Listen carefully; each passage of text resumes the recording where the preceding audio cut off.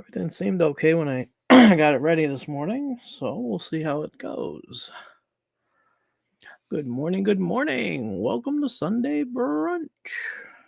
Yeah, that's kind of corny. Anyways, what's going on, guys? Let's see. Let's wait for a few people to stroll in. I can only see a couple. There's 5.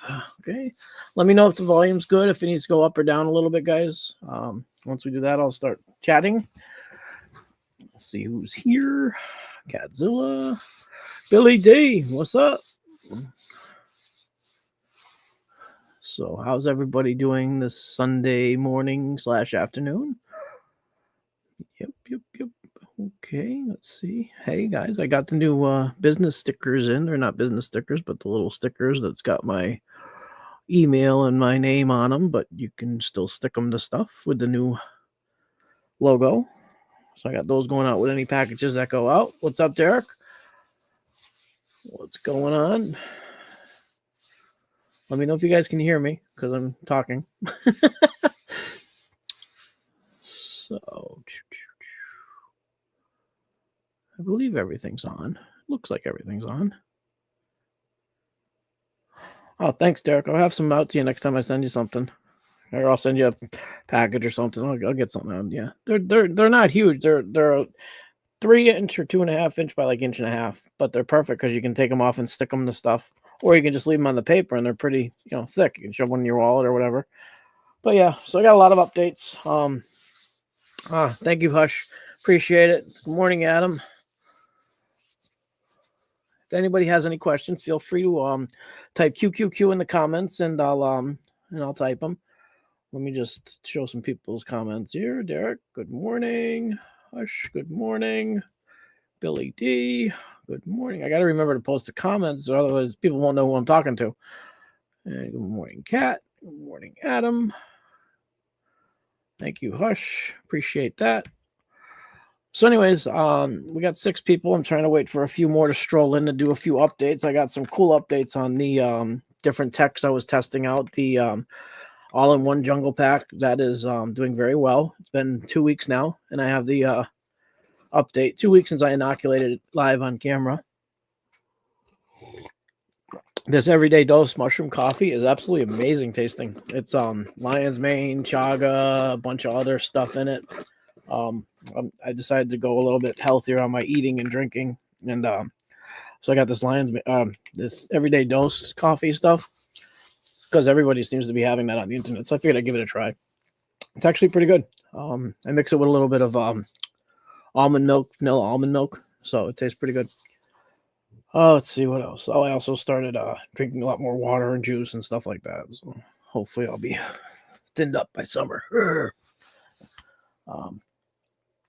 Yeah, we got 7 people. We're getting there. So say hi, people. Don't be shy. Come on in. Say hi in the comments and have a conversation. Let's see. I got a couple quick things before we get too carried away. I don't know if Rafi's here yet. Rafi, I was telling you earlier, but he got a few people have asked me for recommendations over the past couple weeks about flow hoods and FFUs and stuff like that. And a couple of people bought similar to the one I got, either the 2x2 or whatever size they got. You were asking about pre-filters. Well, the material I got for pre-filters is this Merv 8. It's like 1/2 inch thick, just filter. It comes in a big bag.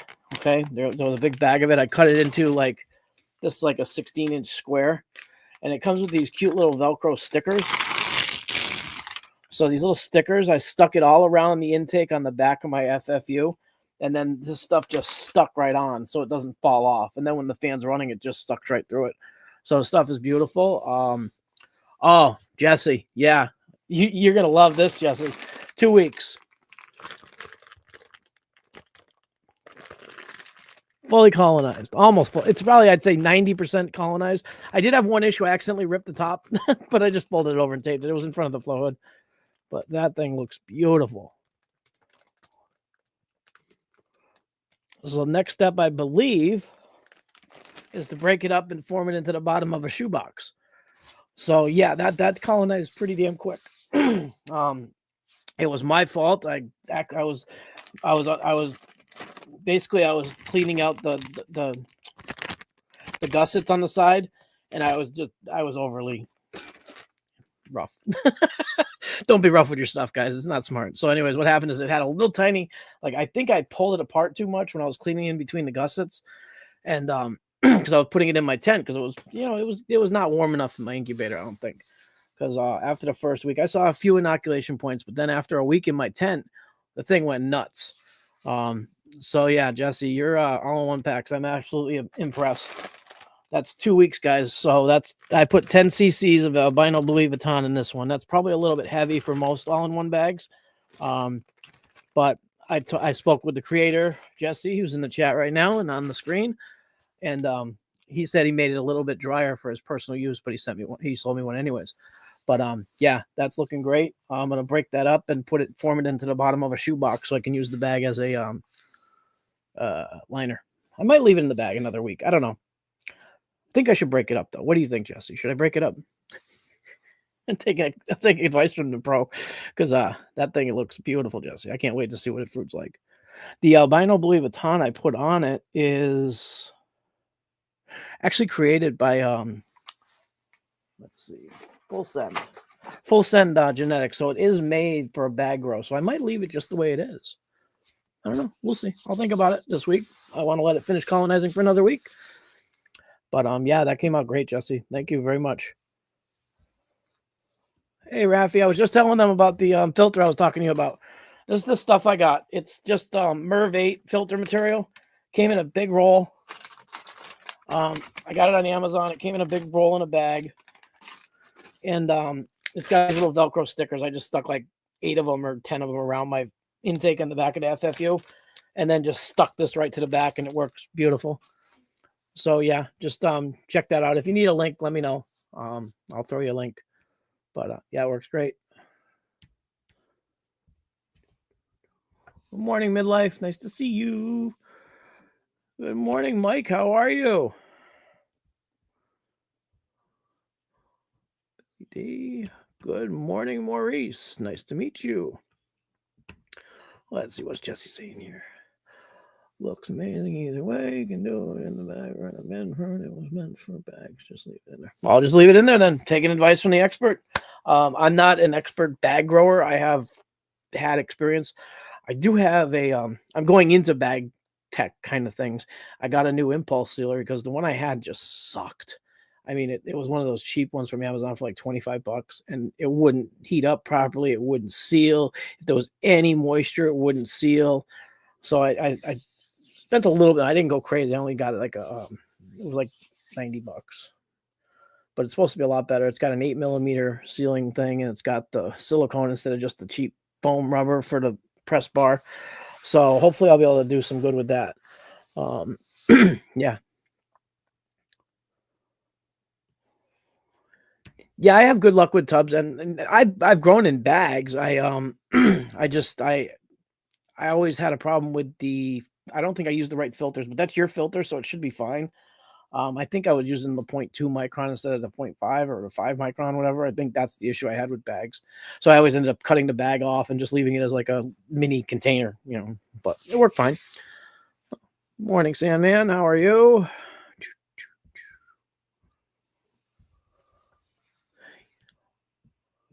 Yeah, Rafi, I'll send you the link. I did send you the link already. I thought I did. I just wanted to show you exactly what it was. I mean, you get like probably 40 square feet. I mean, it's a huge roll. I got enough. I did a filter around my intake fan on my tent. I just wrapped a piece around with a zip tie. I mean, I was actually thinking of using it on top of on top of shoe boxes, as a, I don't know. I have stupid ideas a lot of times, but just a thought. Yep. But either way, I'll get you the link, Rafi. It's not a problem. Let's see. Hey, good morning, Sam, man. I sent you something for a Mush Fest. I hope you got it. I'm sure you did. But yeah. And on another note, let's see what was next. Oh, I finally that Mossy Creek Lion's Mane trebles I got. It was fully colonized. The first bag I inoculated colonized completely. So I sent it to grain, 2 days ago. And it's already colonizing nicely. Or not to grain, to substrate. It's a master's mix. So I made a couple of those up. This one here, I don't think I mixed it enough because it's got like colonization on one side and then it stops colonizing down over here. So I think I might need to mix better. I'm not familiar with wood levers that much. So anyways, it's a good test and everything's working out. Let's see. What else was it? Got some cultures that are growing nicely. This had a break and shake yesterday. It's Great White Monster grain to grain I did on the 14th. So it's not bad for 8-9 days with a break and shake.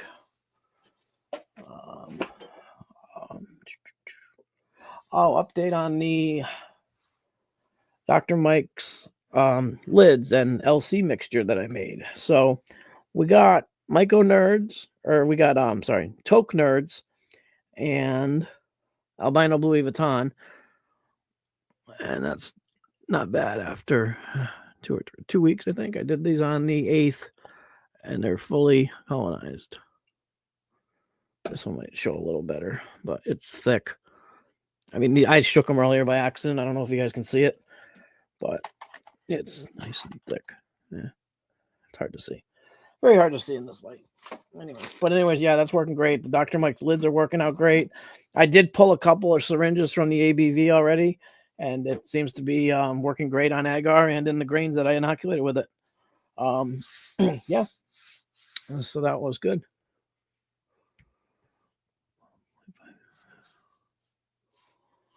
Yeah, see, all my bags I gotta have these 0.2 microns. I don't know. I get them cheap off Amazon. I just use them for like I did. I did a batch of. Well, actually, I was gonna show you guys this. I did a batch of wheat berries, not rye, not oats, but wheat, and I did them last night. I made a bunch of 300 gram bags of wheat berries. So these are going to be my next step. And they're still sealed up from the pressure cooker, but I wanted to show you guys one of them that came out really, really nice. The berries are really nice. So this is what I'm going to be doing with the impulse sealer. So that's the next step. I'm getting a little sick of corn. It's just so big. I mean, it worked great. Don't get me wrong. I just it takes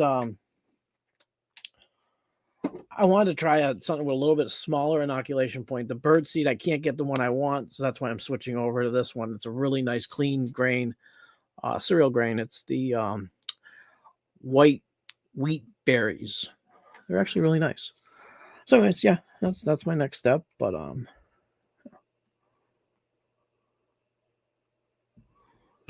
yeah, that's probably been what my issue's been. I know I never really liked getting into bags and stuff. That's probably why I had no luck with it. Like shoe boxes, I have decent luck with that. So I'll figure it out. But colonizing in jars is getting a little bit old because I'm noticing that I'm not getting the the gas exchange that I want. So I'm either going to have to really start modifying the lids a lot more because I'm just putting like a 1/4 inch hole in the filter. Excuse me. And that's not enough for some of them. I mean, most of them are working fine. But like I have, well, they're all actually all these are working fine. But yeah, so I've had a few that have gone bad. Like I had, I got a couple cultures. I got one from, where is it? Here it is. I got a couple cultures from Ed Grand, and I made a transfer on the 18th. I put a agar wedge in this jar of corn, and for some reason it just turned green like instantly. So I mean, the problem is it's not the culture, because you can see the culture is actually myceliating. It's actually still myceliating even though the grain is green. So I took another piece the next day, inoculated this jar, and it's perfectly fine. So I made a mistake on that last one. I know I did. This one's already starting to colonize. It's a freaking beautiful culture. So yeah, so I just redid it twice. I just cut one piece, did it once, then cut another piece, did it again. So I had plenty. So yeah, I'm excited to see that one grow. Thanks, Ed. I got all the cultures. They all look great. I'll show you. I only opened one of them so far, but the Veracruz looks good. See if I can get it out of the baggie. spruce. Looks good. It's growing out nice. Kind of hard to see. And then the other two I haven't taken out of the vacuum pack yet. This is great shipping quality. Look, it's growing nice. I don't know if you can see it, but yeah, they're both growing nice. All four are growing great, Ed. Thank you. I've already started playing with the spores too. Knocking up some, did a couple. I did the PF albino. I did the grab and drag, and I did a T0 plate. So those are both colonizing. They're not done yet, but they will be. I just did them on the 19th, so might be one little colony. I don't know. I'm watching them, keeping an eye on them. But yeah, so that's a lot of fun. Also got some new cultures I'm going to be doing on these wheat bags from Dave Wombat. I got his DC Mex, Jeeper Peeper, and then he sent an extra one of Shipwreck. So I have two Shipwrecks. I'm going to do them both and see how they differ. But that should be a lot of fun. People were asking me about liquid cultures. I do have a few, but I don't really sell them. Well, give me a call. I'll respond to some DMs and stuff like that. I got to test them all and everything. I got just the ones that I've recently purchased. I got the Nerds. I got the ABV. Those three. But yeah, I got to still expand those three just for my own use. But yeah. Let's see what the comments are doing here. Good morning, Daniel. Yeah, we're doing good. Thank you. Yeah. How are you? How's Emily? How's your daughter? Everybody doing good over there? Or down there, I should say.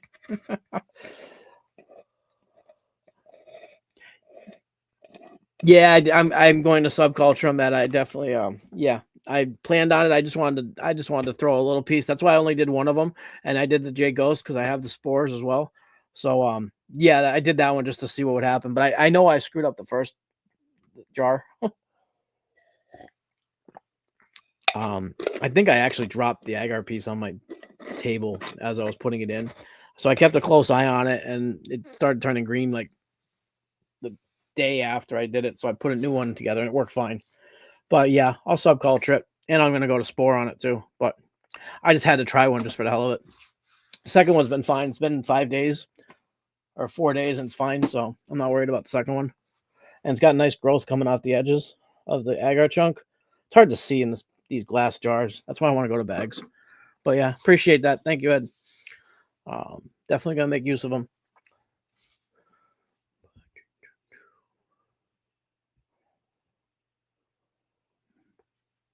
Thanks, Jesse.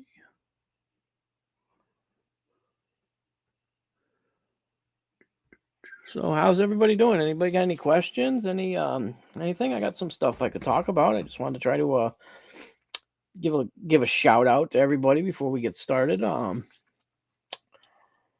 of tired today. I don't know why. I worked last night, so that's probably why. But what the heck was I talking about? Oh, the grain. That's yeah. I was watching a couple videos. Grain seems to be a big topic lately with me and everybody else with hydration and all this and all that. I watched one video where they're hydrating their popcorn, and literally the video said if it's white in the center, it's fine. Don't let the middle get totally translucent. That's not what I've learned. Just careful with the videos you guys watch. Literally, just watch a bunch of videos, take the best parts, and always over sterilize, hydrate properly. Like I've never used these wheat berries that I bought before, and I let them soak for about, I don't know, maybe 14 hours. But once you do enough grains, you can start to get a feel for how they are. I would take them out. I could squish them. They wouldn't fall apart. They weren't burst. I boiled them for they brought them up to a boil, let them sit for a couple minutes boiling, turned it off and drained them, and then put them out in a pan and let them dry for about half an hour, 45 minutes. Once they're dry to the touch, you can use the paper towel or the tissue method to see if they're dry enough. For this kind of berry, some grains you don't want to dry off like that or let dry like that. But for these, I figured I'd go with the old fashioned, soak them overnight, bring them up to a boil so they can steam off the outside moisture. And it takes experience, guys. It really does. It took me a long time just to realize that popcorn had to be cooked a lot longer than I was cooking it. I was doing the 25, 35-minute boils and then jarring it up, and it would colonize, but it would take forever. So yeah, just be real careful with your grains and stuff. Let's see. I had a food thing, I can't remember. Oh, I know what it was. Okay. But yeah, so the whole wheat berries, they look pretty good. They hydrated nicely. I'm gonna knock them up in a little while. I'm not gonna do them live because I have to have the hood going. So I'll do those after. What I was gonna do for you guys, I was gonna test out. I was gonna make up some of this MGP Pure. So I wanted to test this on a couple tubs I'm making later. I could do that real quick for you. The instructions are to use 2 grams per quart or 1,000 milliliters of water. And I actually have my scale set up here. And I'm going to do 1 gram for one 500 milliliter bottle of spring water. So I'm just going to weigh out a gram real quick and show you guys how I make it. Yes, I weigh grams very fast. So what we got a gram of the powder. We're going to take our water bottle, 500 milliliters. Now what I'm doing is I'm just making up a batch to put in a spray bottle. So I'm going to add this to the bottle.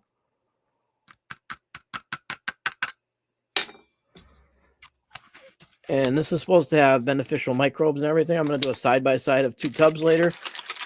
So I'm just mixing it in. And then I have a little spray bottle that I made up. It's brand new. I put a label on it, MGP Pure, and the date. The reason I dated it is I'm not quite sure how long the stuff lasts. I got to contact the Dr. Mike's guy because I've heard several people request to have that question on the website, and I'm not sure. But basically, yeah, you just take it and you put it in your spray bottle. I don't think 1,000 milliliters or 500 milliliters is going to fit in this bottle. So I'm just going to put half, and then I'm going to refrigerate the rest of it just in case. I don't know why. I assume refrigerating something would be better than leaving it sitting out. But I will be finding out for you guys. But yeah, that's how simple that is to make. So now I have 1 spray bottle full of MGP Pure. That was how simple that was. You're supposed to use like 1 or 2 sprays per handful of, I don't know, it's like 3 sprays per pound or something like that. I got to look the exact amount up. Let me see if it says on the box.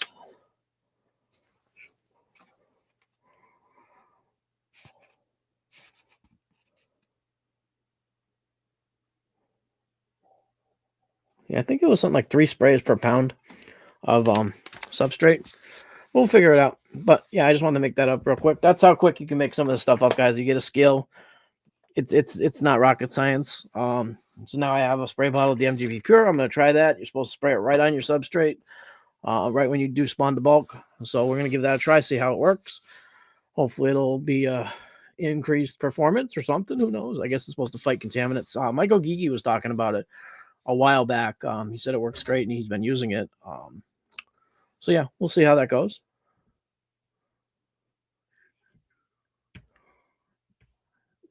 Hey, Pacers, what's up?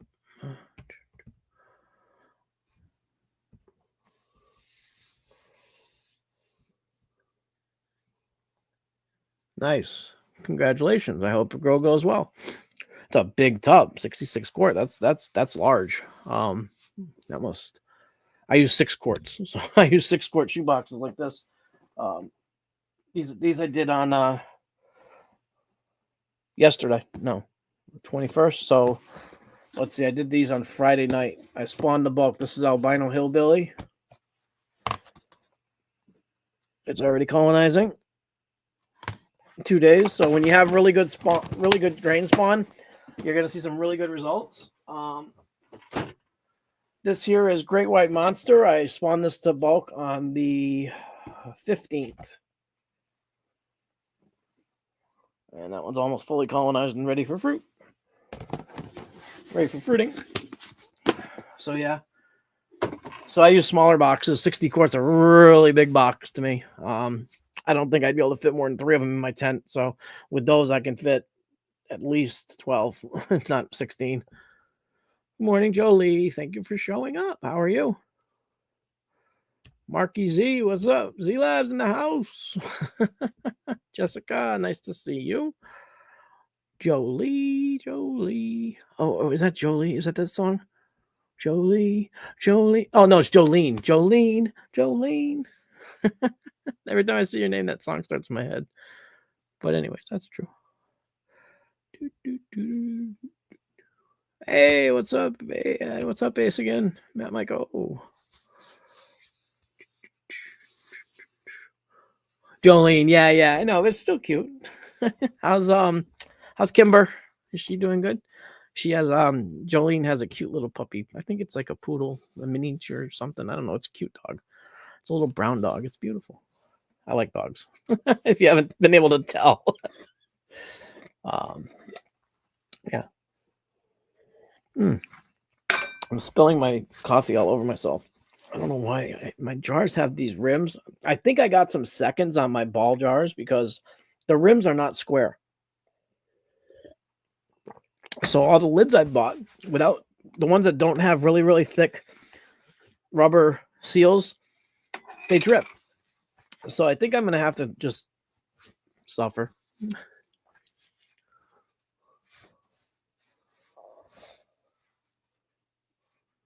Nice. That would be cool. Okay, let's see. Yes, she is. Yeah, I got that great white monster red. I got that already spawned to bulk, and I also got it. I did a grain to grain just for the hell of it, just to see how it would colonize. And it colonized literally in. I'm not a big grain to grain person, but I did this on the 19th. So grain to grain colonized in like 3 days, 4 days. I couldn't believe it. It's a pretty strong culture. It's pretty fast. But yeah, that's a good one.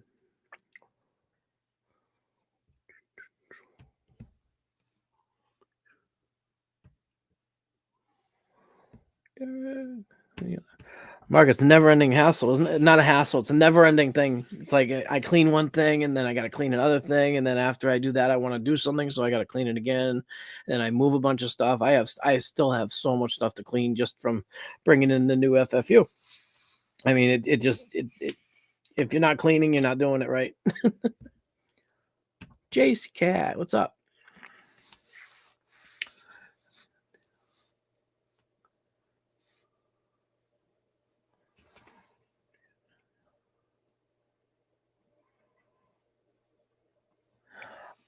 Is it running out of water, JC? If it's running out of water, then I would say it's venting off some of the steam. Otherwise, I would sterilize longer, make sure you're properly hydrated. I would go at least 3 hours on an Instapot. Just that's me. I mean, I do 2.5 hours on a 17 psi autoclave. So if you're not running out of water, then I don't know how you would tell the temperature inside of an Instapot. If you're not getting up to temperature, I mean, if it's pressurizing, if you try, I think there's a little vent on the top of an Instapot. Is it pressurized? If it's not getting up to temperature, you could be running at 5 psi for all you know. It should be 236 degrees or so at 12, 11 psi, which I think is around where an Instapot runs. It's all going to do with temperature. If you're not getting up to temperature long, and I mean, an Instapot, you're not putting a lot in it, so you're only putting maybe 3 to 4 jars in there with an 8-quart. So that there's not a lot of mass to heat up, so it should get up to temp. If it's not getting up to temperature, that would be probably one of your issues, or you're not hydrating your grain properly. That would be the only thing I can think of. I believe they stop at 12, Jolie. That's everything I've ever read. I mean, maybe there's some that have a sterilized function. The ones I've seen are all like 11.5 to 12.5. But I could be wrong. I've just that's from what I've heard and read. But yeah, I would just if they're not getting up to temperature, that could be a big issue. How old is it? Stuff like that. You might want to. I don't know. But yeah, yeah. If it's contaminating, I mean, you could also do a control jar. Take a jar of grain, just corn, rice, anything. Just make a single jar, put it in the Instapot, pressure cook it for like 3-4 hours. take it out and let it sit for a couple weeks and just see what happens. If it does, and don't modify the lid, don't do nothing, just leave it, just a plain round lid. Don't modify it, seal it down in a nice, just like a half pint or in a quart, a pint jar or something like that. Just make a control jar and just let it sit. If it turns green in a week, then you got an issue with probably your temperature or your hydration. That would be the only thing I could think of. But yeah, it depends how old it is too. I mean, these things do wear out. I mean, they're all it's not like you're using a sealed pot on a flame. You're using an actual electric device. So, but yeah, but yeah.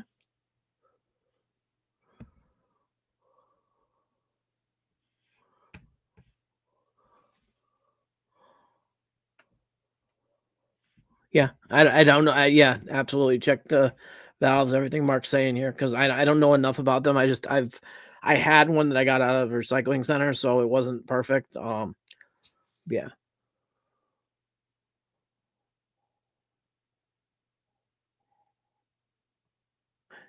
yeah. Maybe it's just go over your tech, make sure you're doing everything properly. That's the only thing I can think of, JC. Unless it's just like I had some jars I didn't sterilize and they went bad. That's I didn't sterilize them. Um, as far as like control jars, I have jars just sitting here for I don't know. This one's been up here probably about a month, and well, it's dirty, but it's not contaminated. It's still got my pressure cooker leaves residue on the jars, but it's clean. So I think you should check your temperature, check your hydration, stuff like that. But pressure cookers are always available. Yeah, there's you can get a decent pressure cooker nowadays for like 100 bucks. I mean, I know it's tough for some people, but might be something to look into if you're trying to go a little further in the hobby. Nice, even like a 16 quart Presto at Walmart, it's only like 80 bucks. I mean, I think that one only goes up to 12 or 13 psi too, but there's several inexpensive models. I don't know.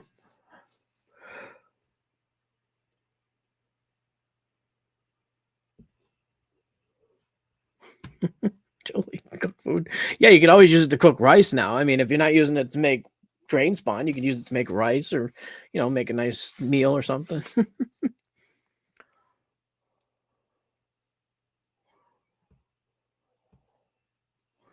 Yeah, I mean, if it's not running out of water, Mark, if it's still if the water level is staying the same inside of it, it probably has nothing to do with the seal.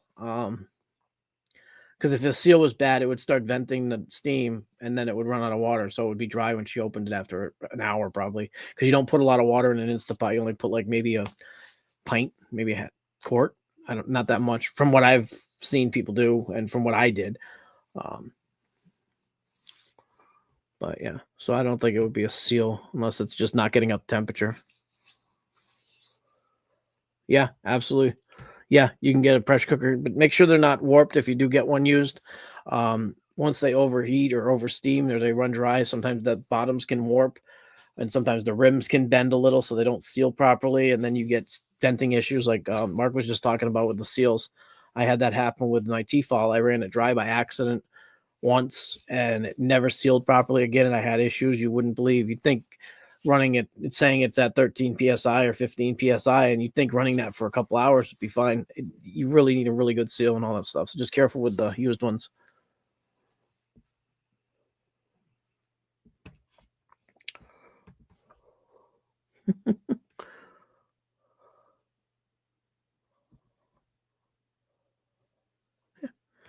Yeah, I think they might have like you might be able to go online and check with the manufacturer. They might have testing facilities that test them. You never know. I don't know how. Like, nowadays, they probably just say throw it away and get a new one. But I know they used to have tests for like pressure cookers and stuff like that. I don't know. I've never had that happen. What was that, Pacers? Every single pressure cooker I see it. Yeah. Well, the seals aren't that big of a deal. Like, I got the Presto 23 cord and I got the 18-liter autoclave, and they actually have the exact same gasket on the two of them, so I don't have to worry about the gasket. I know like all Americans have a metal to metal seal. The one I got, it was the inexpensive one. It was like, I think brand new was $180. I got it for Christmas from eBay, and it's electric, or you can put it on a stove or a gas burner. Um, yeah.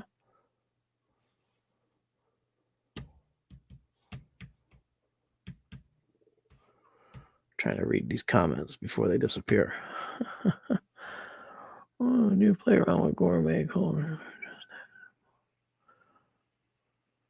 I'm actually just starting to play around with gourmets and medicinal.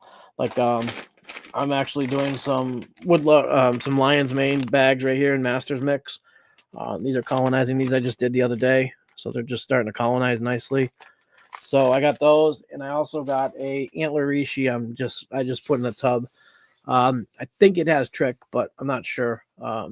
Because what happened, no, I shouldn't say I think it has trick. I see one little spot sticking up that has a little discoloration. Could be bruising. I don't know. But yeah, I'm just starting to play around with them quite a bit. But I only have lion's mane and antler reishi. But yeah, let's see if I can figure this out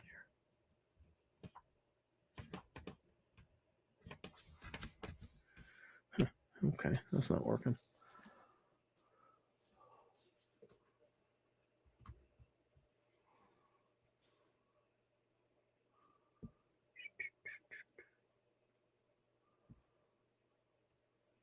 Oh, how was the meetup, Nerdy? Nice to see you, by the way.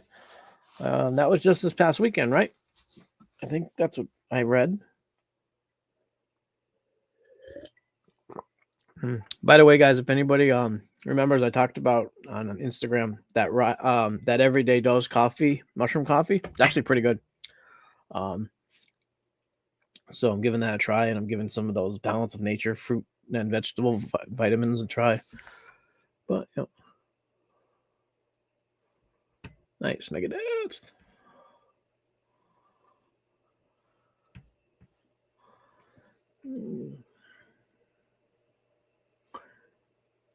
Okay, so yeah, I actually got it from Mike Mossy Creek Mushrooms. I got some of their lion's mane too. So yeah, we'll talk. Hey Rod, what's up? Rodman.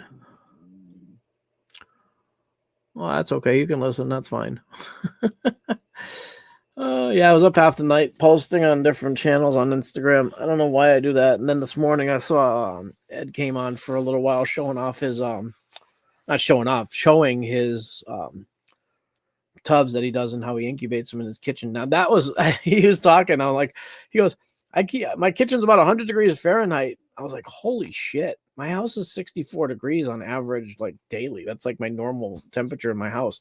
I can't imagine having a 100-degree or 80-degree kitchen. I mean, that's insane. I keep my tent at like 73. I'm not saying it's bad or good for mushrooms. I'm just saying, me personally, if my house was above 74 degrees, I'd be sweating like a pig. I feel bad for you, Ed, but I know you're in a hotter climate. So yeah, I'm sure you got used to it years ago. Like I have an uncle in Florida, and he's used to the higher temperatures. I just couldn't imagine being in. Hey, Spore Whore. Oh, sorry. Hey, it's Spore Whore. Spore Whore. Yeah, they got a great place to get any of your gourmets. Just check them out, Mossy Creek Mushrooms. They're in Tennessee. Andrew and Samantha, they're great people. They do a live every Thursday at 4 p.m. Um, yeah, they have great stuff, great prices. I mean, they're great people.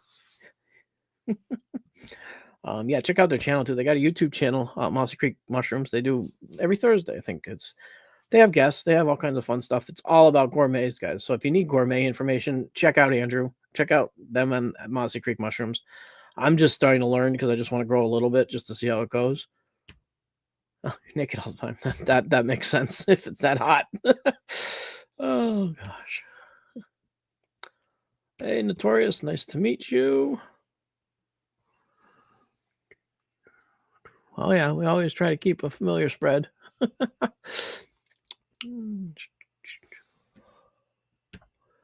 Let's see, what is he saying? That Albert is ripping through rain fascinating.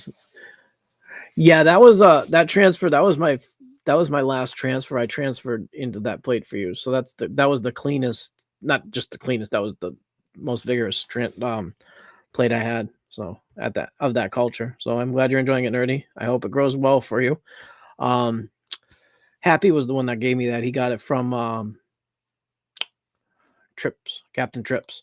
Um, Happy uses a poo based substrate, so you not poo based, but like it has some poo in it, so it might help you get a bigger flush. I had a decent flush. They're a little squatty, like shorter than I would like, and then I think I got my tent too humid at the time when I first put it in there, so they got really slimy. So I tossed them. I got another batch started, but that's from the plate I sent you. The same plate I sent you, I started a new batch of grain with. So we'll see how they go. They seem to be colonizing very well.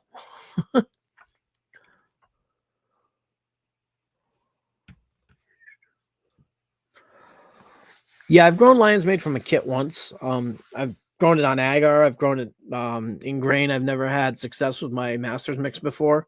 Um, excuse me. But I just tried a new master's mix. It came in a block form, like Cocoa Core comes. So it hydrates beautifully.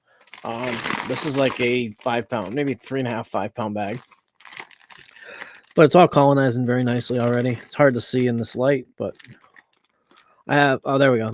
That's a better angle. So it's colonizing.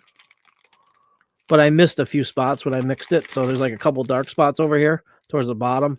So we'll see. It should colonize it though. It shouldn't. I know there's some people that use gourmet and they only put a little bit in each bag. So it should colonize completely. I just think it might take a little longer because I didn't mix it as good as I probably could have or should have. But yeah, so it's going to be fun to try.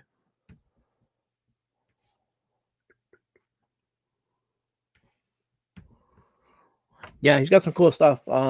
He's out the OK Mush Fest, the Oklahoma Mush Fest. That's where Happy's seen them. It's a pretty big festival or show, or they sell stuff there. So he goes, he sees Inoculate the World. He sees a few other people while he's there.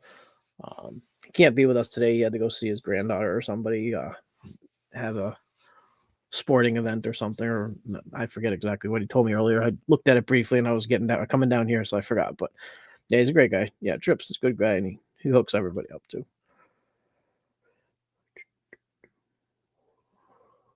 Yeah, yeah. They're nice squatty, but you saw the pictures. They're normally a squatty type of fruit, but mine just didn't grow as tall. I get a lot of short fruit for some reason. I think I put too much light in my tent. I lowered it down like just a couple times a day. It goes on for a few hours. Um, I don't know if you see the LEDs behind me. I got a new set of those that I'm putting up in the tent this after this live because I got one more strip of LEDs. It's like a long roll of LED. I'm going to put these in the tent, feed them through the thing, and then just have them go on for a little while because the intensity is a lot lower too. Right now I have like a LED shop light in there and it goes on. It's way too bright. So I think what's happening is they're just getting so much light.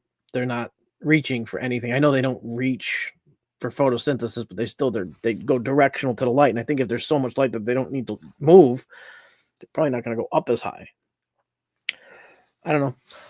It's just different tests I'm doing. Everything grows fine. Just maybe it's the cultures I'm using because now that I'm using better cultures, things seem to be. I shouldn't say better cultures. More reputable cultures, or things that are proven already. A lot of times you get free stuff or you share with people and it's not the best quality. I've been known myself to send out plates that don't, when I first started, I was trying to trade with everybody and some of my stuff wasn't, the best stuff, I'm sure. But yeah, so now using better stuff, everything seems to be colonizing nicer, using cleaner grain, using better substrate, sterilizing my substrate works a lot better. But yeah, so the fruits are getting better and better. Like I'm getting full canopies now. I don't know if you saw any of the pictures on any of the other sites, but I'm getting full canopies instead of just a few little fruits. So I'm going in the right direction. I'm getting higher quality, I'm also crossing things. So I'm using new stuff all the time. So I'm not sure what it should look like until I get done. So that's why I'm running a few of these new like LCs that I'm getting from people. I want to see the exact look see how it looks when I run the exact stuff. But yeah. Okay, bye, Mark. Nice to see you.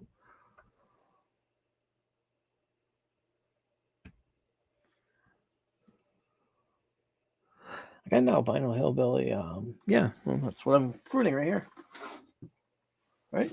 No, that's the Great White Monster. This is the albino hillbilly.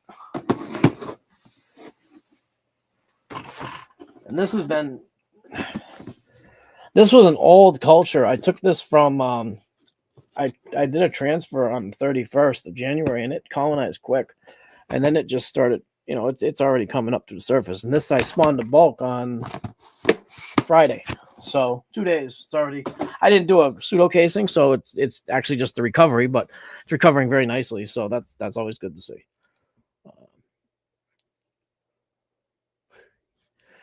Yeah, Jolie, I've done that many times. I've had cakes that were in like shoeboxes and they were spawning from all over the bottom, the sides, everything. So I take the cakes out of shoeboxes or out of bags.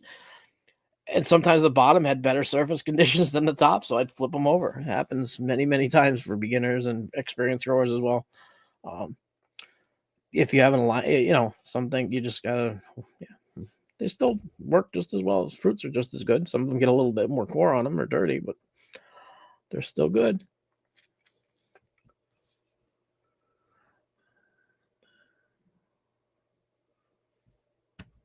You know what? That's an interesting comment because I was growing lion's mane spawn, and I noticed the plates that I was testing the LC on, or I always put something on the agar just because I like doing that. And it seemed like it was really webby, but I think it's just the wispiness of the lion's mane. I'm not sure.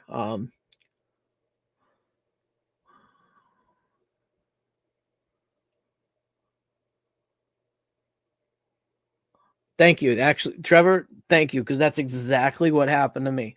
I was watching these jars of lion's mane spawn just sit there, and they look like they're just not doing anything for like, usually you see the agar chunk, you can see a little bit of like growth around the edge of an agar chunk on regular, cubes and stuff like that. This lion's mane, I put it in there, and it just didn't seem to be, I couldn't see any growth. And then all of a sudden, bam, the bag turned white. It was like within 2 days. It was amazing. So yeah, that actually, I got to look into that more. Because I got a bunch of jars that maybe they don't have enough oxygen, so they're not colonizing as quick as the bag did. I don't know. Maybe my temperature's off in my incubating cabinet. I keep it at like 72 degrees, so maybe I should go up a little or down a little. I don't know. Figure it out. But that's a cool comment. Yeah, that absolutely happens.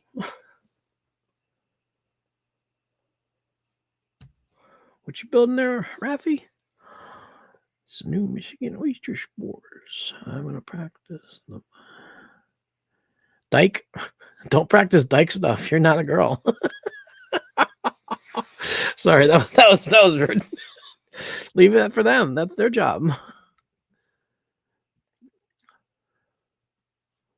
Sorry. Got that guy before I get in trouble.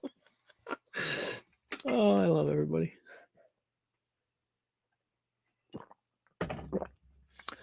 Let's see. Right now. Oh, thanks, Daniel. Oh, thank you. Yeah, I'll give you a call this afternoon or this evening.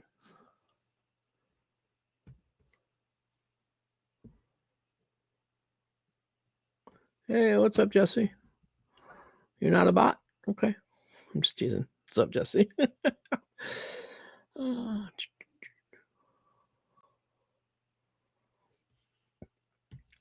I usually don't go more than 2. I usually get one decent flush, and then the second flush I'll get some of those weird big fruits or the weird looking fruits sometimes on the second flush. After that, I don't really have the room, and it's I don't like using liners. So what happens is a lot of times the cakes shrink down real small and they get real dry, and I just after a flush and a half or flush maybe an extra fruit or 2 on the second flush, I just toss them. This summer I'm gonna be using all my old cakes in the garden, so I'm not into getting multiple flushes, and I don't need extra fruit, so I'm not doing this for the fruit. I'm doing it for the look of the fruit and stuff like that. So, I got literally bags of fruit everywhere I look. I mean, well, I put them away. Oh no, there's a bag. Yeah, well, it gets really, really ridiculous after a while. A lot of fruit right now. I'm going for fruit that dehydrates really well because a lot of fruit gets really. Let me see where did I put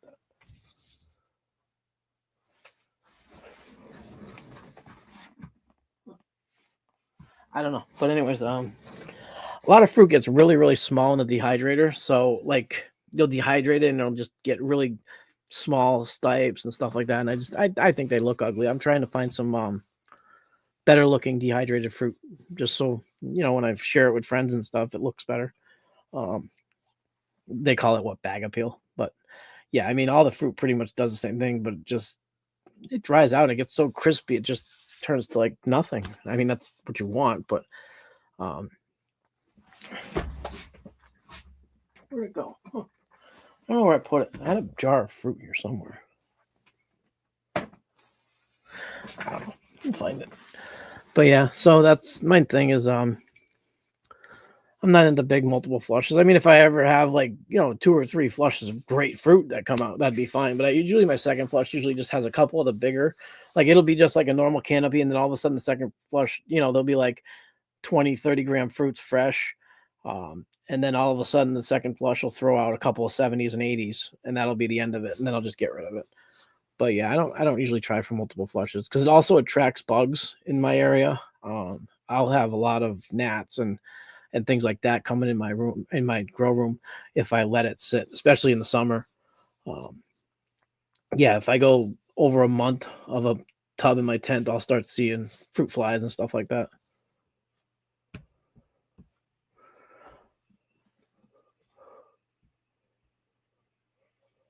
Well, he just knows that you have bones and meat inside your rod. Come on.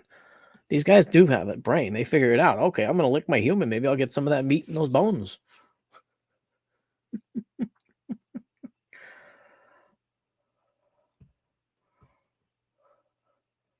Hey, what's up, Mass Mofo? All right, Julie, I'll go back to you. Yeah, I mean, I literally the last couple tubs I harvested had so much fruit. I, it dried out like man, I don't know where that bag went. I just had it here. I probably put it in the other room. But I mean, I have those big 1 gallon Ziploc bags. I had that full of fruit and it's like okay, and they were also I didn't need a second flush. When you have a couple 3-4s these sitting around, I don't even try it. But yeah, I'd rather get the nice fresh first flush, and then sometimes I let them go back in if they still have enough moisture in the cake. But if I have to soak or rehydrate, I don't bother. Um, and with the fuller canopies or the bigger fruits, they suck up the water so much that soaking is not my thing because I use lake water or well water, so sometimes I think I get a lot of possible nasties from that. I don't know, but it's natural water. It's from the outdoors, so it's not like you're getting stuff that's been through a treatment plant or bottled or anything like that. So I don't like rehydrating with that kind of water, and I'm not going to waste 2 or 3 gallons of fresh water on a possible second flush. Yeah, that works.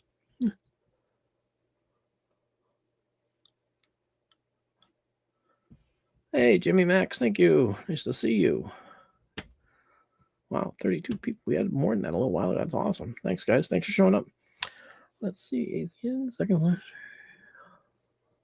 Yeah, yep, absolutely. Yeah, I grab a couple of the bigger fruits off the second flush. I don't really notice a potency difference. One thing I am going to do is harvest a little earlier for a little while just to see if I can get better dehydration rates, like better dehydration looks, like before the caps open up and fan out and get all flowery. Um, so like that DC Mex that I just got from Dave Wombat, it looked beautiful as far as the way it looked as when it was a longer fruit, thicker not thicker, but like finger sized stipes, probably 8 to 12-inch long fruits with nice closed caps. So hopefully I'll be able to get those and mix that in with some other fruits and stuff to get a better looking dry fruit, because that's the thing is I want better looking dry fruit. Um, yeah, because when you vacuum seal some of the fruits I get, it just crushes it down to like a powder. Um, Anybody that I've sent fruit to recently, because I just got the vacuum sealer. Daniel knows how it looks.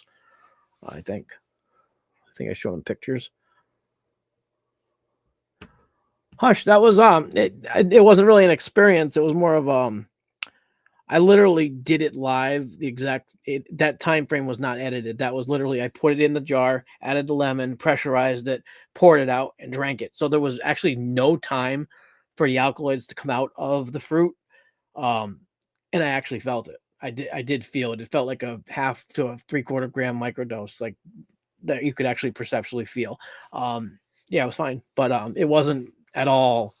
Woo! It was barely perceivable, but it was only 3.5 grams, and I only let it sit in there for maybe not even you guys saw it live. It was literally a 6-minute video, so the whole thing took 6 minutes, and I poured it out, just drank it just for fun because I didn't want to throw away the lemon juice. And I like lemon juice, so I'm a little weird with lemons and puckery things. I like sour things. But yeah, no, it wasn't it was perceivable. Yes, I did perceive it. It would have been, yeah, like half a gram to 3/4 of a gram perception wise. Almost a little, almost like a double microdose, just enough so you could feel it. Oh, okay, yeah, I think I posted. I did feel it, but it wasn't. I didn't drink it just to get anything. Yeah, but it was fine. It was stomach was fine. No issues there. Yeah, works fine. Oh, by the way, guys, if anybody saw that video on the other day about the silly whippet thing, the nitrous oxide extraction, it's nitrous oxide laughing gas. It's not the other. I wrote the wrong number on the description. I think I might have even said it NO2. It's not NO2. It's N2O. Thank you, Ed. I appreciate that. I completely dyslexified myself in my head when I was doing that. What's up, Michael Nerd? I'm glad you showed up. Thanks for showing up. Nice to see some more people here. We gotta get some more questions. Yeah, that's absolutely. Yeah, they get some of the bigger ones, some of the cool looking stuff. Like what I did, like I don't know, that tub I had of all the different phenols on the first flush. I took like a dozen different swabs just from just different fruits, just grabbing all the little spores I could on different swabs. So I got some multicolored fruit swabs. So they got some from the albino, some from the brown caps. That I took like one swab and I did like a couple different fruits just to see what I could get. So I got a bunch of swabs that I can do that with just to see what comes out with on agar. But yeah, so it should be an interesting second run for the next F generation. But yeah, that one's actually still in my tent, waiting to get to see what the second flush comes out like. So we'll see how that comes out. That's the Stargazer times the black cap that you sent me, Ed. Yep. Okay, oh, really cool.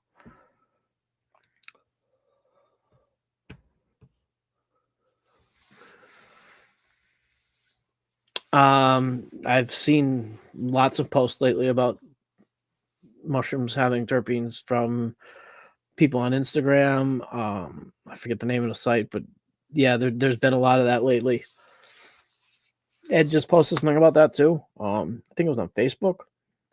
I said, yeah, I'm not that smart. I'm not that familiar with those technical things. I'm trying to learn, but it's I'm still learning a lot of other stuff first.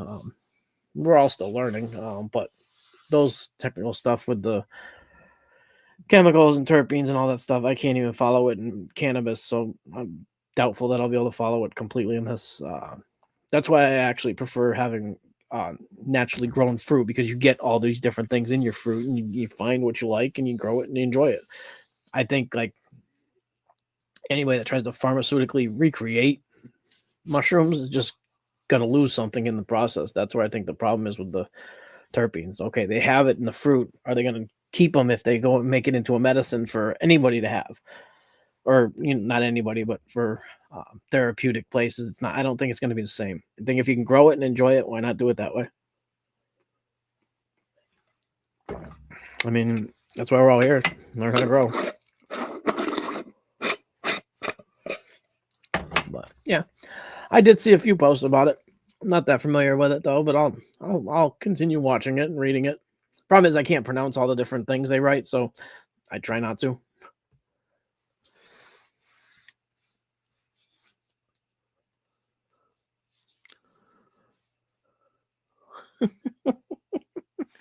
Yeah, problem is, Jolie, when you get the you buy a case of cartridges and you get like 50 of them or 25 of them, and you only use 2 of them to make some of the lemon tech. So what do you do with the rest? You have a good night. No, I wouldn't recommend that to anybody. Let's see, Adam Marsh. I'll bring that up. Cool. But yeah, so yeah, that lemon tech was fine. It wasn't anything major. It wasn't,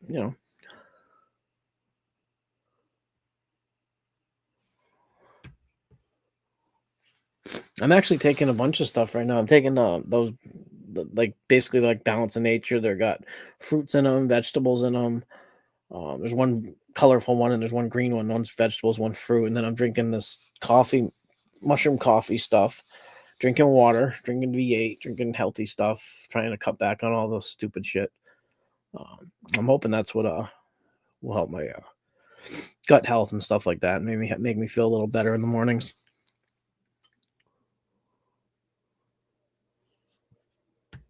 Thank you. There you go. That's, I think, the paper, I think, right, Ed? He just posted that. So, yep.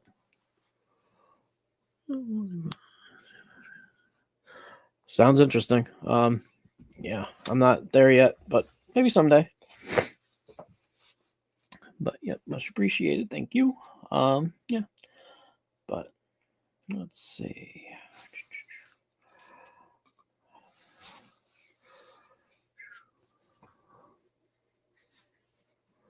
B12. Do we have a joke going on here, guys? I might be missing.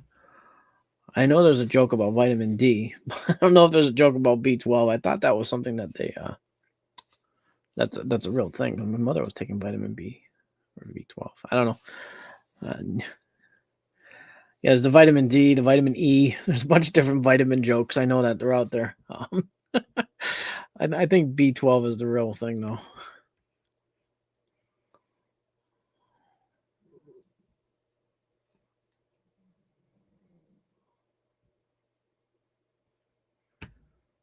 Yes, I have run BRF cakes several times. 20 years ago, 3 years ago, 2 years ago. I never noticed much. I don't know about. I mean, if you're doing a bunch of them, if you're using a multi-spore syringe, I don't know how good your pheno hunt is going to turn out on BRF because it's such a small cake. I don't know if you're going to have enough space for the different phenos to pop up. You might. I don't know. I've never done a pheno hunt on BRF. I've just grown several. They were basically like GT looking fruits when they came out. I did I did GT and then I did PE6 or something like that, and it looked very familiar to the GT, a little thicker. I didn't have much pheno differences, but yeah, I mean, I think what's his name? Patrick used to be a guest on Ed's show. He was doing a ton of different stuff with BRF cakes.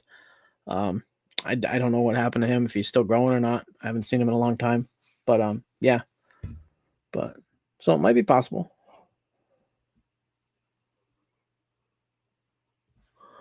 Oh, okay. Thank you, Jason. I knew I heard that somewhere. I thought it was a joke. Okay.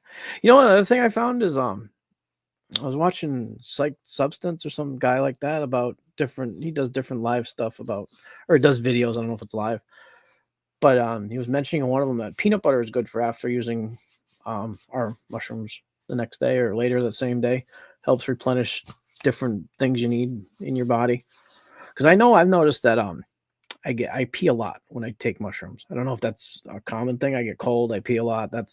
Cold is kind of common, I've heard, but it's urge to pee a lot. Like feels like every 10 minutes, but it's probably like every hour. So I notice I dehydrate a lot, so I end up drinking a lot of water afterwards.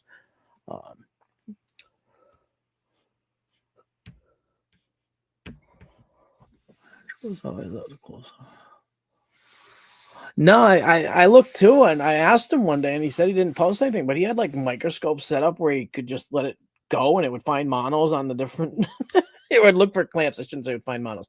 It would look for clamps on putative monos on his squash mounts and stuff, and it would go and tell him. And if it had a sector, so he had all this stuff mechanically stuff. It was awesome.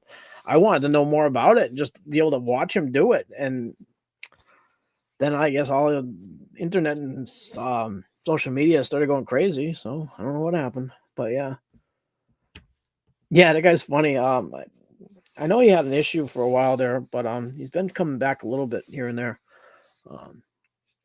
I saw him do a live come up on Lucy and another one on mushrooms and stuff. I keep rewatching some of the same old stuff. I rewatch a lot of videos to see what I miss, what I haven't seen from different videos. It's kind of monotonous, but when you get bored, here we go. I think maybe we got an answer here.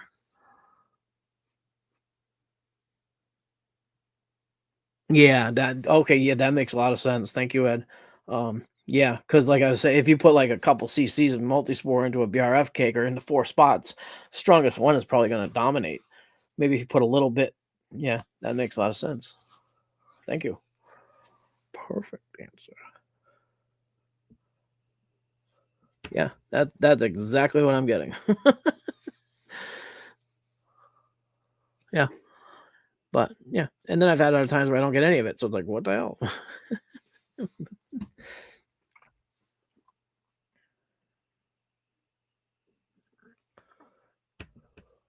Oh, guys, you guys are gonna love me this summer on this exact comment. Derek, I'm gonna be making a video this summer on how to make a shotgun fruiting chamber. And if anybody knows my sense of humor outside of the internet, you're gonna know that it's gonna be an interesting video. Just remember the name, Shotgun Fruiting Chamber. I'm gonna be making one this summer once the weather warms up a little and the range opens. Diaper Tech. Yep, Diaper Tech for the win. I actually use a combination of Diaper Tech and a humidifier because it's so dry in my area right now.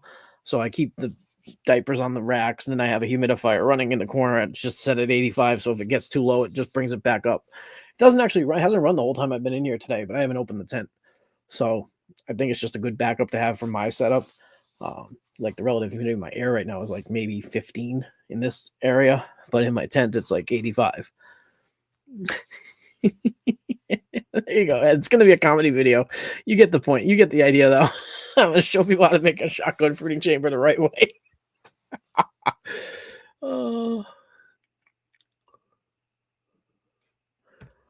Spore War, I don't know.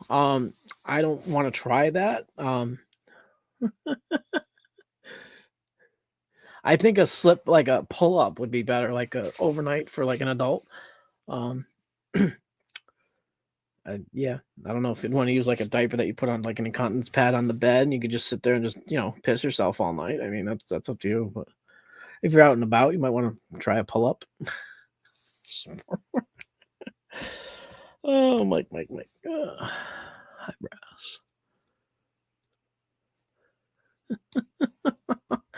Pull up to the future of space travel and mushroom tripping.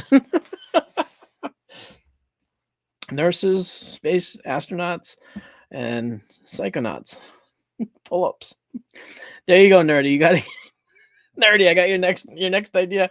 You got to get some Colorado Micro League and Boss diapers that you can wear for trip sitters, or for tripping when your trip sitter comes to fetch. When you go, a trip sitter goes to help somebody trip. You bring up here's your Micro diaper. That's a whole new diaper tech right there. Pull up trip sitters. Don't worry about peeing. You're good. Oh. Oh. I started playing from an isolated tube.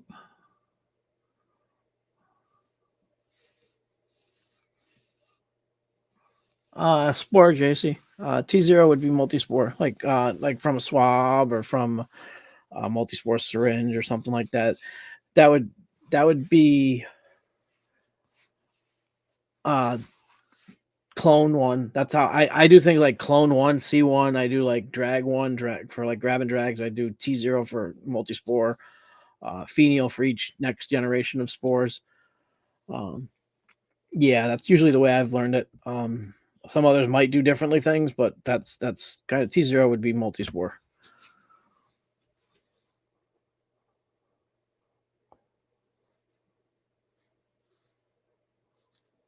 Yeah, I don't think you have to worry about that, Trevor.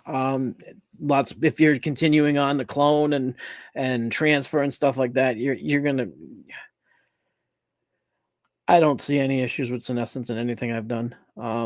I've had plates go bad. I've had plates dry out, but I've never had like the fruit not be the same when it grows. Um, but yeah, no, haven't had a problem with that. I've heard a lot about senescence. I think that's more for like not for cubes. That would be more for like certain gourmets or something that they're trying to get a certain maybe a taste or something or a texture out of. Ours have the cubes have they don't seem to really they might not fruit as good because you might have like old plates or old spawn or something. But I mean, if you revigorate it and you get it, on the fresh agar, fresh nutrient, it should, go just fine, especially if you're going to take a clone or something like that down the road. I wouldn't worry about that much, especially if you're running stuff that's 4 years old. Yeah. Yeah. I wouldn't see there being a problem. Now, my issue is I have plates that I just let sit there for months and months and months, and they either just go dry, not dry, but they just get old. I mean, like here, these plates have been sitting there since not that one. No, these are only September.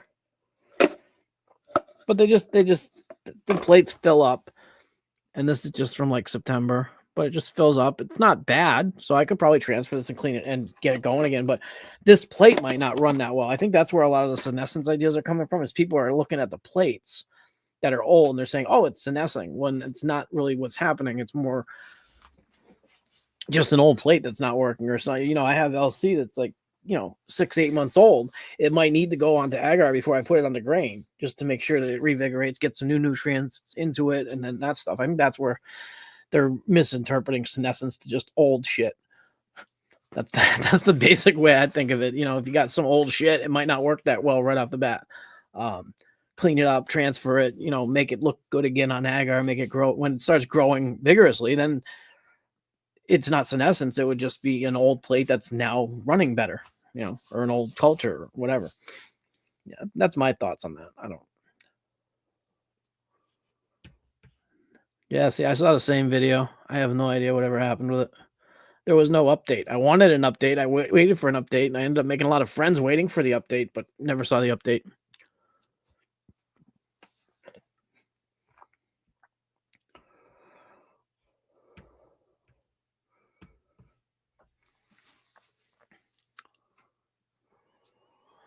Well, there is a thing called senescence. I mean, it does happen, but I don't think it's. I don't. Nobody seems to really have any answer to that. I think it's just old cultures and old stuff, in my opinion. I don't know, but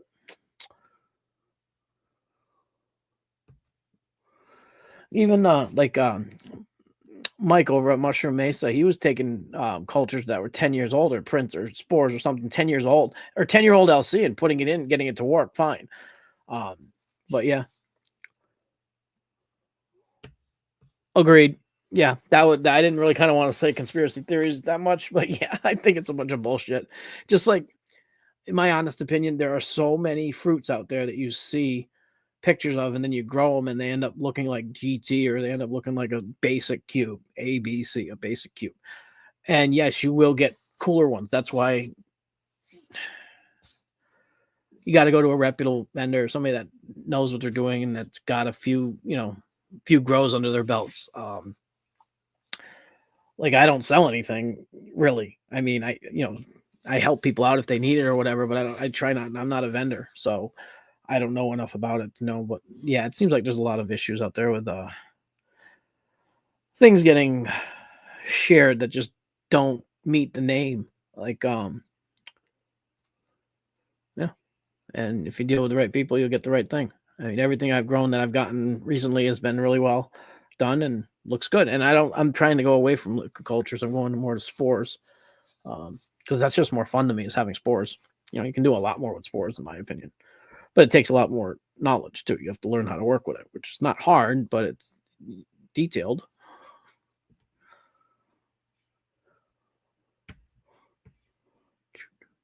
Yep, it is pretty cool.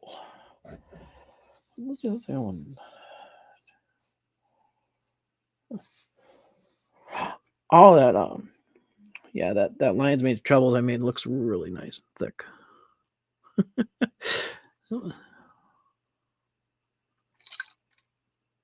But yeah. So the LC's all working pretty good lately. The ones I made this just for fun, just in case I want to share it. But this is all nice and clean. This is that great white monster. I mean, that's a freaking or pint of thick. I mean, that's a black straw going all the way to the bottom, and you can't even pretty much see it. And then the top's still nice and clear. But lots of jellyfish.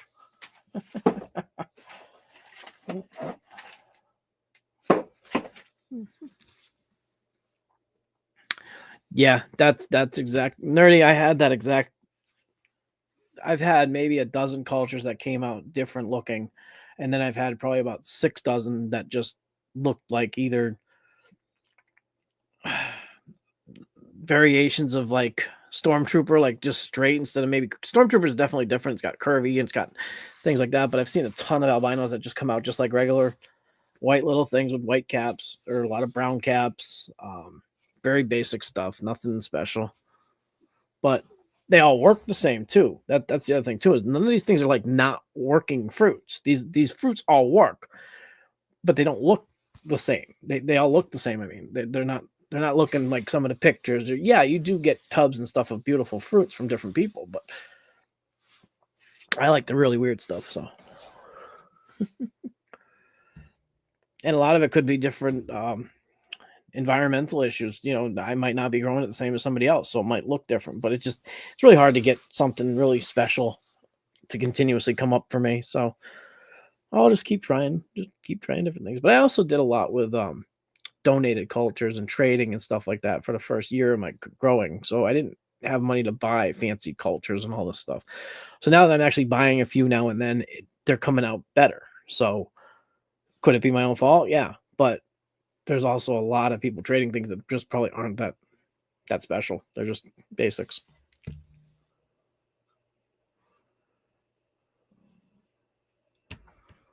Yeah. Exactly. See, what's up, Rod? Anyone here familiar with lion's milk? Never heard of it, Rod. Sorry. No, nerdy, it doesn't. Absolutely not. No, sorry, Rod. I've never heard of lion's milk. Never heard of it.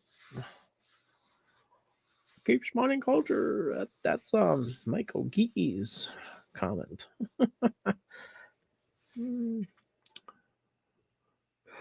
No, it really doesn't. The only thing I like is the way it looks when you grow it and taking pictures and pretty pictures and stuff. And that's not even like, a lot of the algorithms are against the growing of the fruit. And the reason I show the fruits I show is because I like how pretty they look or what they, how they end up. It has nothing to do with the alkaloids or the content of their character. It has to do with what they look like. I mean, it's a very racist subject. I mean, we're dealing with the looks instead of the content of their character.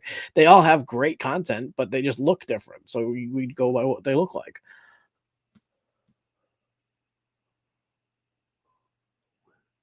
Yeah, that's what happened to me. I get the little brown cubes, they're little brown caps, and then I get the little white caps, and then they flower up on the edges sometimes, or but they're so skinny and thin. I don't even bother drying them half the time. I just throw them away. I know it's sad, but it's not about the actual fruit. It's more for me. It's more about growing them. I mean, I'm actually trying to get a few cultures that I can dry properly, so I have nicer stuff to share with people that are in need. Because I hate sending somebody just a bag of dust because it's so dry and thin that it just turns to nothing when you vacuum seal it. Because most people they go by looks or they go by what they've seen in the past, and when they see a bag of like cracker dry thin wall, like really really thin paper thin gills and all that stuff crushing up in a bag, it just looks But yeah, the weird ones look cool. Tiger's milk. I don't know. Hey Steve, nice to see you. I don't know what that is. Rodman. If I had known about it, I probably would have looked for it a few years ago when my mom had COPD. So, oh, excuse me. Never heard of it. Oh, okay, there we go. Oh, it's a mushroom. Oh, I thought you were actually talking about a drink. Sorry. Thank you, Ed. Oh God, that's funny. Okay, there we go. There you go, Rodman. Laryngitis. Like mouses. Oh gosh. Thanks. I'm glad we have smart people in this chat too. Or at least people that know. Appreciate all you guys. Thank you for all your help with the questions. I'm just here to have fun. So and give a layman's perspective on everything that we see in the world with mushrooms. But yeah. So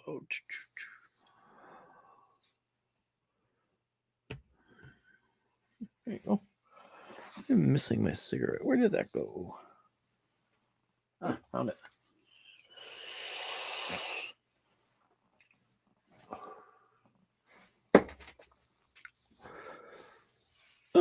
So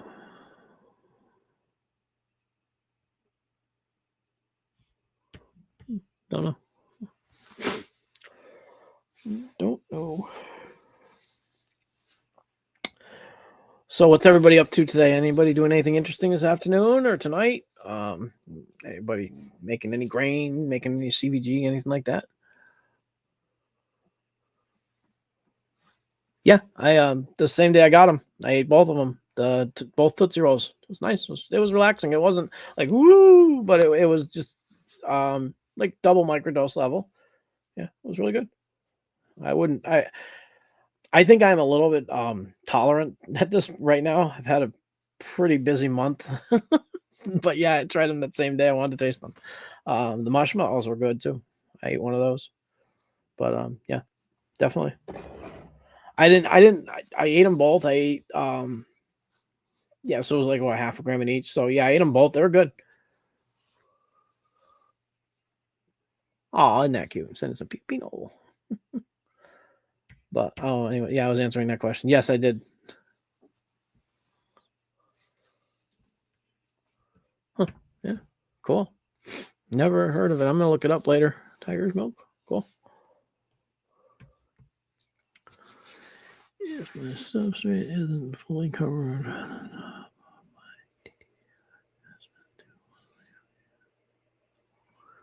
TTBVI, I would give it a little bit longer to colonize because are you casing it? From what I've heard, a lot of people use a like a Jiffy mix or something casing layer on top of their TTBVI after it's colonized.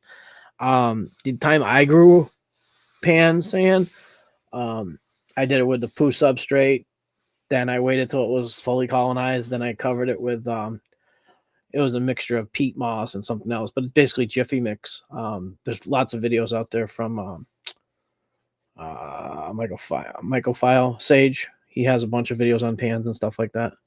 Also, there's Pandalorian. He has a channel. He does a lot with pans, so check them out.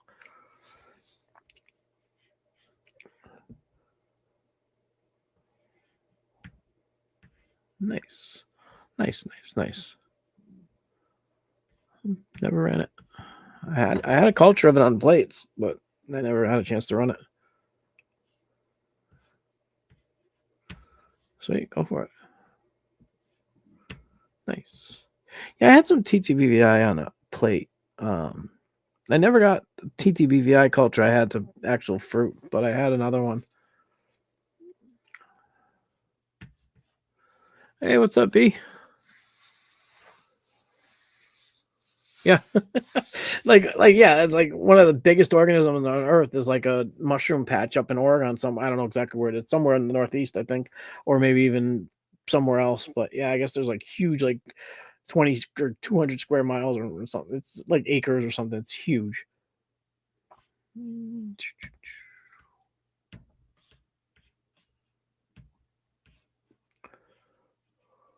What is this thing not letting me scroll up?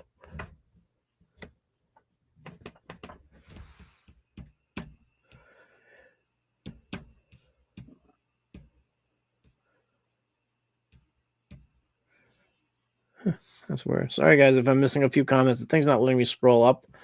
So once the comment disappears, I can't see it.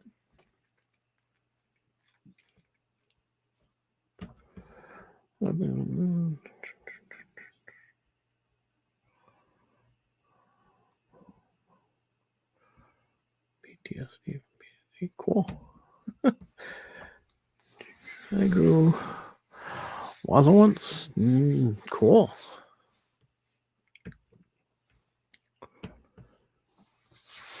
Expanding GTB plus and EQ liquid culture into several pint jars. Cool.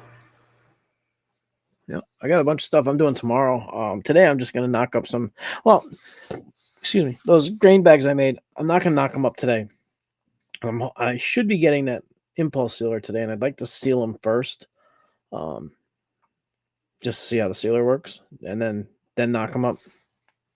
Just trying something new. Because I like the way the little grain bags are looking.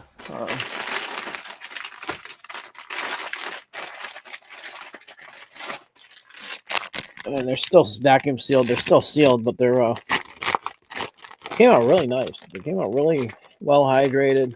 They're still soft but firm. That bag's probably not going to get used. I made 4 just so I had one to show everybody. The rest are still sealed in the bag, but yeah, that's going to be fun. I might do those tomorrow after I get the impulse sealer. But yeah, we'll see. That'll be like I'll double up on that extra one that I just had out here. I mean, where the bag is closed, it's still vacuum sealed. Like when you put bags to a pressure cooker, they kind of seal themselves. So I haven't opened it, so it still should be good.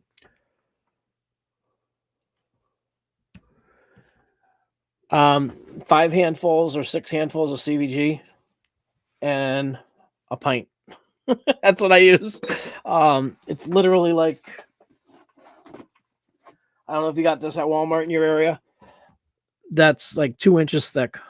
So that's how much I use. I sometimes go a little thicker if I have a lot of spawn. But those 2 tubs I did right there with were with 1 quart of myceliated grain, colonized, sorry, and then 5 decent handfuls of substrate. I don't actually weigh it. It's probably like about 5 to 1, 4 to 1. But yeah, I'm trying to get a thinner pin set. I don't like as many pins because you end up with so much fruit on top that it doesn't have time to grow as big for me. I noticed that a while back. Ed was talking about this too. He does the same thing. He did it too. But before, when I first started noticing it, I was noticing it was like tons of pins going, sucking up the water, and then dying or stalling or aborting, whatever you want to call it. So that's when I started thinking that the water was getting run out. And then actually Ed started talking about the same thing at the same time. So I think it was kind of like maybe it's like an environmental thing in the world. All of a sudden the world stopped working the same way. I don't know. But everybody kept saying 1 to 1, 2 to 1, 3 to 1. And all of a sudden it was like, wait a minute, those are drying out or they're sucking the moisture up and getting such a good pin set because there's so many inoculation points. I think you're getting so many more fruit that you end up with a lot of aborts. That's what I was having happen, or shorter, smaller fruit. So once I started lowering the spawn ratio, I started getting better. I was actually using the bags at the time. I was making, I don't know if you remember a lot of videos I did with like bags like this. They were shaped like this, and I would just fruit them, and they'd have a bunch of fruits growing on them. That's when I was getting a lot of really nice looking fruits growing. Probably about 4 to 1. And now that I'm using shoe boxes again, I'm pushing it to 4 to 5 to 1. But yeah. Let's see. So you did do quinoa, Rodman. Cool. NATO Moon's a fun one. That has some nice fruits. You'll like that if you got the right culture. Ape King, I'm assuming it's just an albino penis envy. I've never seen that particular one. Nice. It might take a little while for your culture to get used to a different type of grain like that. Most people aren't growing on quinoa, so it might just need some time to jump over or whatever. I don't know. I think I know I've seen somebody do it. I've also seen somebody use wheatgrass. I mean, you can use a lot of stuff.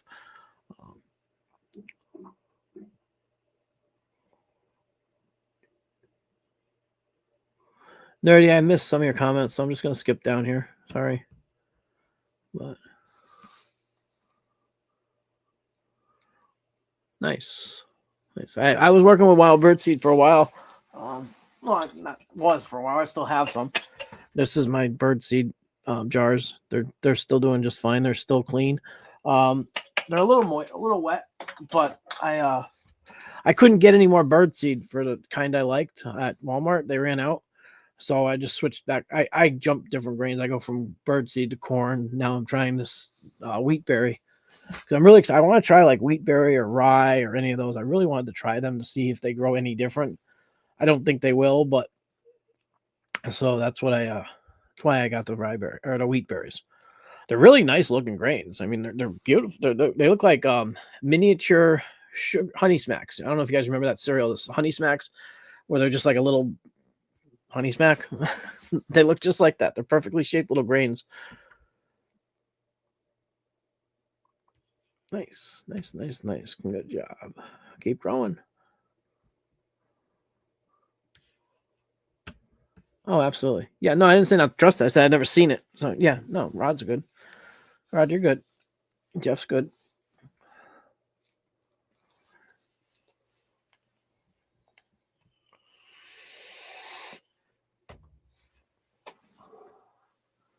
But yeah. Can you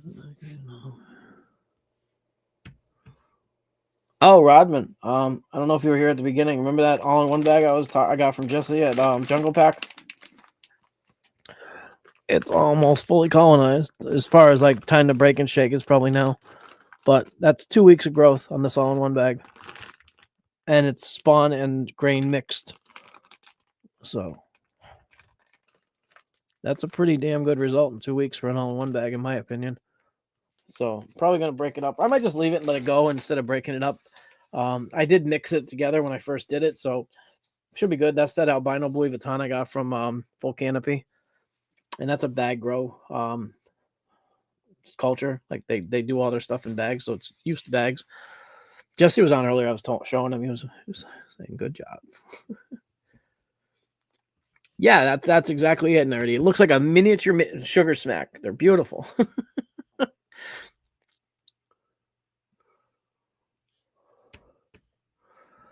Nice. I'm glad you're in an area that it works. I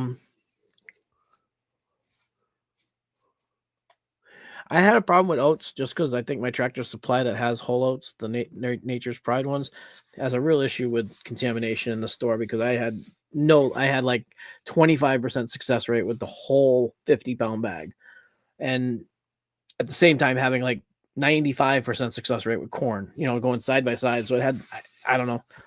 Hydration was fine because some of it would grow perfect and it was all homogenized when I'd make it. So it was not like I was just making one batch different than the other. I was making big batches. 25% were good, 75% were just failing. Then come to find out after I found out that they had a flood at Tractor Supply. So all the bags in the back got soaking wet. So I'm thinking maybe something happened, which I'm pretty sure it did. So I don't know. But no soak, no simmer is really it's a personal choice because sometimes it just doesn't work well for some people, especially if you do really long pressure cooker cycles, because then you're going to turn your like millet and stuff into just mush. I've done that. I have a big puck of millet at the bottom of a bag after 3 hours of pressure cooking. Yeah, I don't know what wheat grain looks like or rye grain looks like, but it's probably like a rye or any type, but it looks like it's wheat. Yeah, so puffed wheat. Thank you, Justin. Exact answer I was looking for. Yeah. Well, I didn't write the date. It was 2 Sundays ago when I did it live. So whatever live that was, it wasn't last week. Because I showed last week had a couple little spots that started, and then I put it in the tent after the live, and I left it in my grow tent, not open or anything, just sitting on the shelf, and it blew off. It blew up. It just all of a sudden, boom, inoculated. Like 2 days ago, I looked at it, I was like, holy crap. But yeah. So I'm actually really hey, what's up, Four Leaf? I'm actually really impressed with this. Now I did screw up. I was cleaning it when I was done when I'm done with the live here today. I clean all this stuff again with ISO or whatever. So when I was last week when I was putting this away, I was cleaning it and I ripped the bag a little bit when I was a little rough with it. So I immediately taped it and then folded it over and put these clips on it just to make sure nothing got in. But that's why I've been watching it so closely and seeing it blow up like that quick. I was like, wow, I'm glad nothing in there got bad because it grew really quick.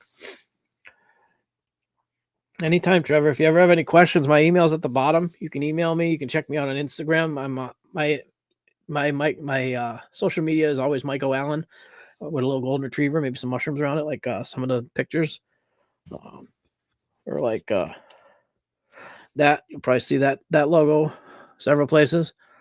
That's my new card. Well, not card, but I'm sure it's in reverse for you guys. I apologize, but that's the new one. Those are new sticker cards. You can leave them like that, or you can stick them on stuff. I got one stuck to my phone.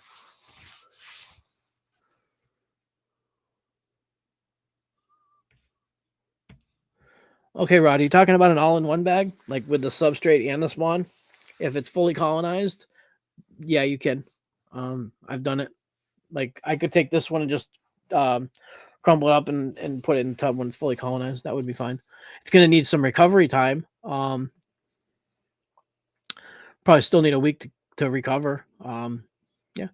Watch that video Jesse has on putting his bags into a tub. He actually takes this whole bag, and then when it's colonized, he breaks it up and he lays it out into a tub, waits for it to recolonize or recover, and then cuts the top of the bag off. Not the top, but the side of the bag because it's laying flat at that point. There's lots of different ways you can do that. Right? Isn't that amazing, friggin' Mr. Phillips? I'm up to 41. I want to know how the likes are doing. I can't see the likes on my screen, so I don't know how many we got, but I hope we got a lot. I know we went from 390 to 420 something people already, so we're almost at 500. Oh, but if anybody didn't hear, the giveaway is not at 1,000 subscribers. It's now at 500 because I don't want to wait to 1,000. So let's get 500, get the algorithm to show our content more, and we'll get some more questions going, and we'll have some more fun. Then we'll get some more guests and share the information, share the love. Yeah, no, 4-leaf. Yeah, a lot of people have had great luck with it. I just haven't personally. Now it could be my environment, it could be anything, just or my local supply of them. But I end up getting these wheat berries off mail order, so we'll see how they turn out. Oh, thanks, Jolie. Yeah, I've had a bunch of these logos I did a long time ago, but I was using just a white golden retriever on my YouTube, but I was like, there's nothing mushroomy on it, so I had to put some mushrooms in there. So it's just a little thinking mushroom guy, they're in the mushroom universe. Yeah, thank you. Oh, 23, cool. I like likes. It's pretty cool because like after the live, the number of views goes up to like 150, 200, and that's really cool. So that's why I'm trying to make sure I post as many comments as I can so everybody can read them when they see it. 4 hours, 15 p.m. Wow. Okay. You cook them or you sterilize them for 4 hours? Because I know, like, if I do popcorn, I sterilize it in a pressure cooker for like 30 minutes. So 4 hours of sterilizing is fine. Okay. I might have missed something up earlier, Barney. Are you talking about the no soak, no simmer method? Because maybe, yeah. I've never no soaked, no simmered oats. I've only no soaked, no simmered millet, and I tried brown rice, didn't work. But I've never tried it without. I've done a pre-boil, like I boil it for like an hour or two, and then jar it, and then sterilize it. But I jarred it wet so it would reabsorb some of the moisture. So, but that didn't work out that well in the long run for me. Now this is all different to each one of us. So what I do and what you do is going to be totally different. If it works for you, go for it. Just keep growing more mushrooms. That's fine. There's no 100% correct way to do anything. Some of us are going to have great luck with stuff. Some of us are going to have horrible luck with stuff. That's just the way it is. It's nature. It's not fact. It's not, there is fact there, but I mean, it's, there's going to be little changes in everything we do, especially when we're trying to manipulate a environment to grow something that normally grows outside. So when we do that, it's going to be different. No giveaway. Hush. I'm going to be giving away a couple big prize packages of LCs and stuff. I'm going to talk to each person that wins. There's probably going to be at least 2 or 3 winners, and I'm going to talk to each one, and then we'll decide what they need or what they want. Out of what I have as far as cultures, plates, LCs, stuff like that. That's why I'm making more LCs right now so I can have stuff to give away to people. Fruit, flour, whatever. It'll be fun. Sorry. But yeah, I'm not ready for a grow along yet. Yeah, 4-leaf. It probably was, but after doing it so many times, you'd think you could sterilize something, even if it's bad. I mean, you'd think you could sterilize it, but I gave up on oats. Just I don't need a 50-pound bag. I need a couple 20-pound bags would be one thing because storing all this stuff is a little monotonous too. Oh, thanks, nerdy. Oh yeah, yeah. So I sent out a bunch of the old stickers. The new. This is the new one. I still got some old ones too. New one's gonna go out with anybody that gets anything from me, or anything I send to anybody. But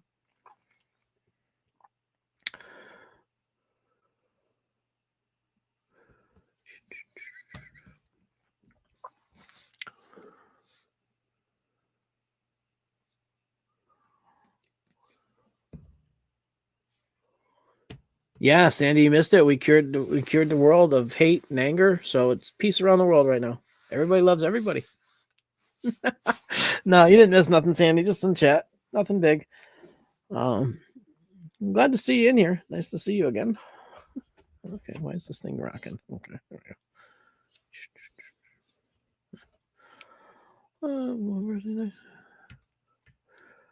Just make sure you hydrate it properly, and yeah, just I would do 3 5-minute boils. 2 was good, but if you don't know what to look for, I would definitely go 3 boils, 5 minutes, rinsing in between. That cleans all the crap off the bird seed, and it gets all the stuff you don't want to float to the top. And then the water runs nice and clear after 3 5-minute boils.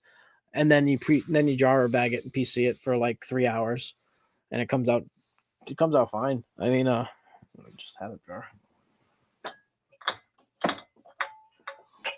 It's nice and it floats around nicely. It's not too wet. Nothing sitting at the bottom. Birdseed is inherently dirty. Got a lot of crap on it, but yeah.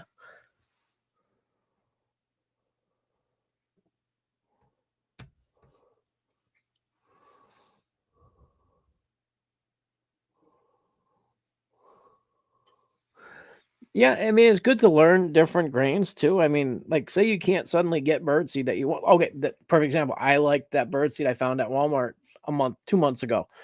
I've been using it. I got maybe a half a bag left, but I gave it to my father so he could feed the birds with it. We actually used the same bird seed to feed birds. And I was like, I'm not gonna, because I couldn't find it anymore. So I went immediately. I went from bird seed to corn, and I knew it would colonize because I've been using corn for so long. So it's good to learn. This is corn. It's colonized. This is bird seed. It's colonized. Different grains all colonized, but you got to learn how to do them each.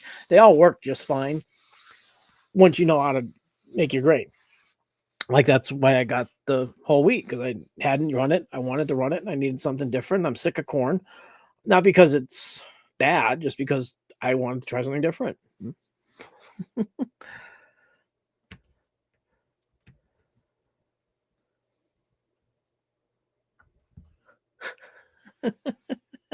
No, Robin, that was last night. Actually, you know what? It was actually pretty good. I didn't go deep. I just did a couple of little hits, just to see it, and it did. I had extracted it before from Mimosa Hostilus root bark, so it tasted exactly the same. So I know I got a decent quality, um, and it worked the same. So I know it was real, but I didn't go too deep last night. I just tested it to see if it was any good. 'Cause whenever you get new friends and stuff like that, you got to definitely be careful. It has it it gives you the taste is what throws me off. It's got a really strange taste. Maybe if you did it on a flower bed, like the powder, did it on a flower bed, it would taste different. But it has a really raunchy taste, in my opinion. Um, and that sticks with you for like a while, like good 20 minutes. Like, I don't know, maybe if you go deeper, you won't taste it anymore. But it and I vape, so I'm used to having flavored vape, so maybe that's why. But no, I mean, it was really cool. Okay, let me explain how this. I didn't do blink. I don't. You guys know what blinkers are? Blinkers on the vape pens when they blink when you take in the full hit. On CBD or THC vapes. They call them blinkers. I didn't go to blinker. I went like quarter blinker, maybe third blinker, like a third of the way. So I would probably say I took one blinker.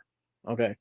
Took it. I'm sitting there and okay, I'm just watching a video and I'm closing my eyes. When you close your eyes, you get an instant like geometric movement. For me, it was like it looked like the outside of a like the brain. You know how brain texture is the inside of your head, how your brain looks all a little like. So I'm seeing that and it's like pulsating.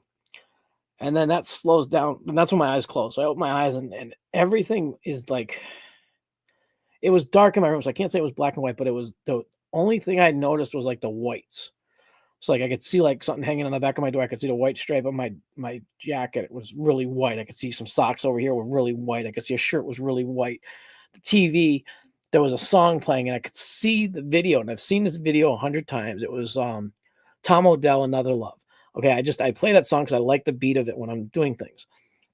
So I'm playing it, and instead of the normal video, it was like in white and another color monotone.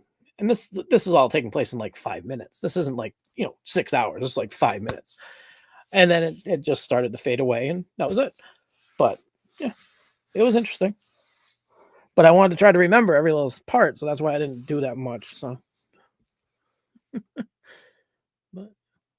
so there. I guess we had a trip report today, kind of a testing trip report. But so I've never gone anywhere else. It was definitely interesting, and if it didn't have the bad taste, I probably would really like it. It's interesting, yeah.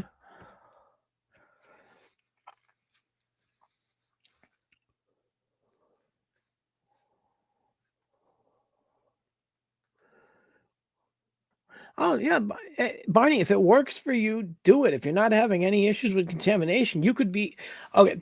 Here, your exact tech could work perfect in your house and in your sterilizer, but if I brought it to my house and used it, it might not work at all because my house has different spores in the air than your house does. So you might have I'm in literally a rock basement with water flooding issues that I built a room in with plastic walls. And so what works in your house could be absolutely fantastic for you. What works in your neighborhood and your environment, you might not have like the trick that I have. Literally last week I was showing people some corn jars.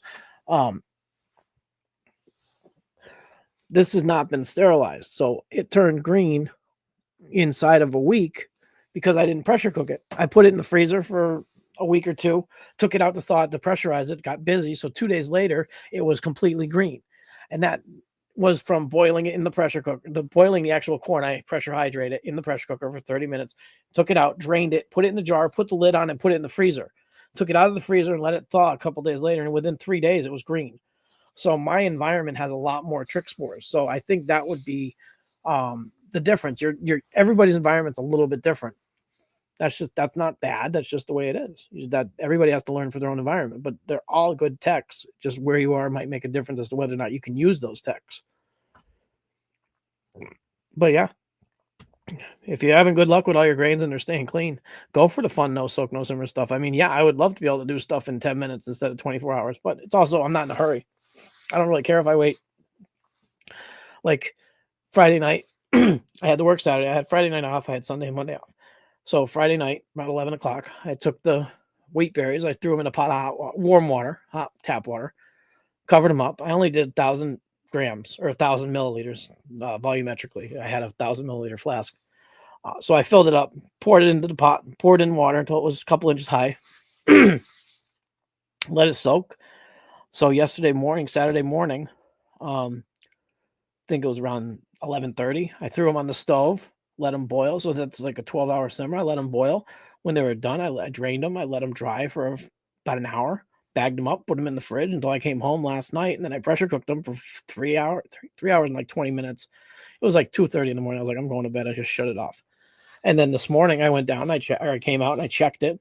Pressure was gone. Bad thing was cool. I opened it up, took them out. Worked great. Hey, Dr. Salamander. Damien, if I missed you, I'm sorry. Nice to see you. Bye, Jesse. Or Derek. Nice to see you. Sorry, not Jesse. Derek. Let's see. Mouse Mopo, what's up? Sometimes the popcorn stays yellow, sometimes it turns brownish after cooking. Overcooking? Yeah, mine turns funky too. Mine turns like a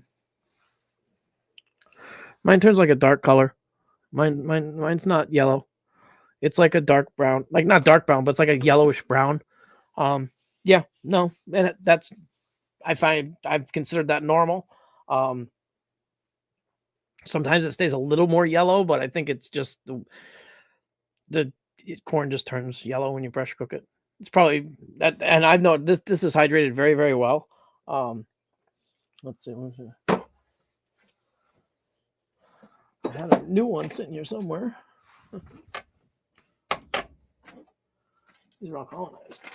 Yeah, they're all colonized. Yeah, this was brown. This is the same popcorn. I mean, it colonizes beautifully. I mean, it has no problem with what it's going to look like. As long as it's sterilized, it's going to be fine. If it turns brown, that's fine. It's just probably a little bit of overcooking, which is fine. Doesn't hurt it.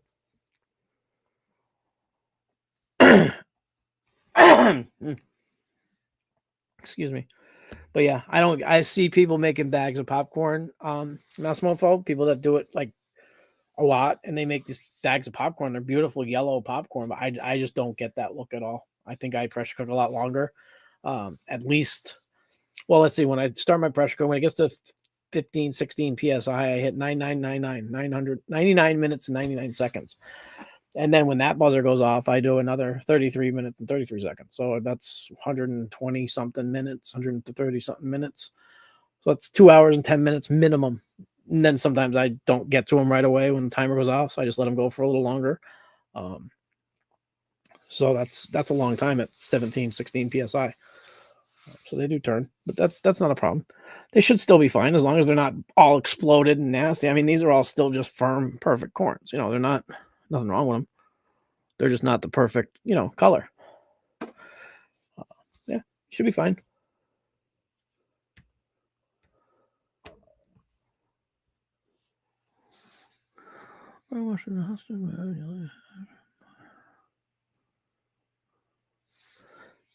Rodman, you missed this past year at T.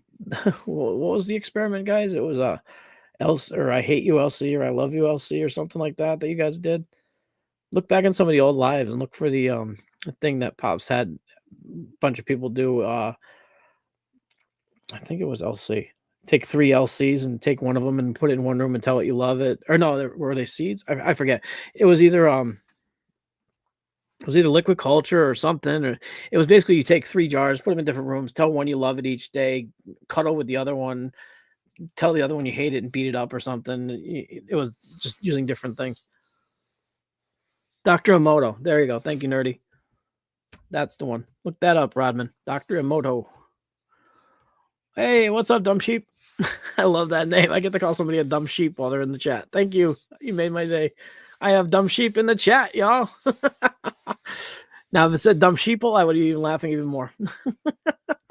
Thank you. I appreciate that. Oh, gosh. That's awesome.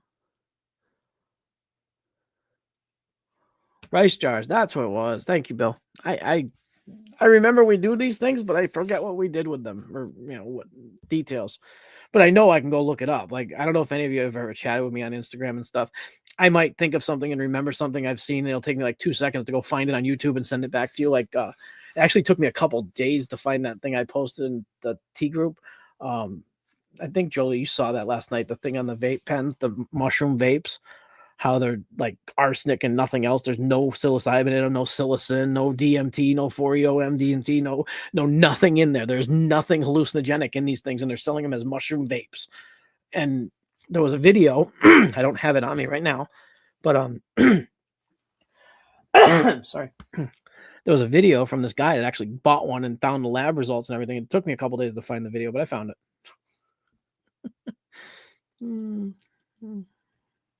It was Cheerios? What are you talking about? Cheerios. Yeah. I mean, I make mushroom gummies and they're fine. I make mushroom chocolate and it's fine. I actually take physical mushrooms, crush them up, and put them in the chocolate or put them in the gummy. It's not technical. A lot of people like extracting and putting it in. That's fine too. But when you can literally get a test result that has like 100 different things on the test result and like The only thing they found in the whole thing was a little bit of CBD and a little bit of and arsenic and freaking this and that. And it's like, okay, yeah, that's not good. Yeah, I don't care. You're not supposed to. I don't. Yeah, yeah. I don't think you're supposed to smoke mushrooms any which way you think about it. Yeah, thank you, Barney. That's exactly what I just. Yeah, thank you. Yeah, we're not smoking any mushrooms. We can smoke DMT. We can smoke pot. We can smoke CBD. We can smoke nicotine or tobacco, crack, anything, but not freaking mushrooms.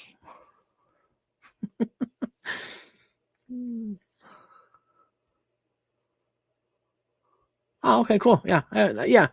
Yeah, that was the one I sent you the link from the one I got. Yeah, I actually still got to get that thing going. I literally got the camera.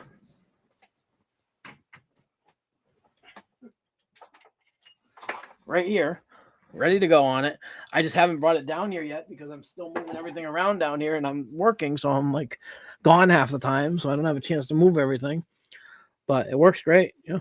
But I just haven't got it hooked up to the computer setup yet because I just got a new laptop too. That's why the videos have been a little different. Because I figured, fuck it, might as well use a laptop.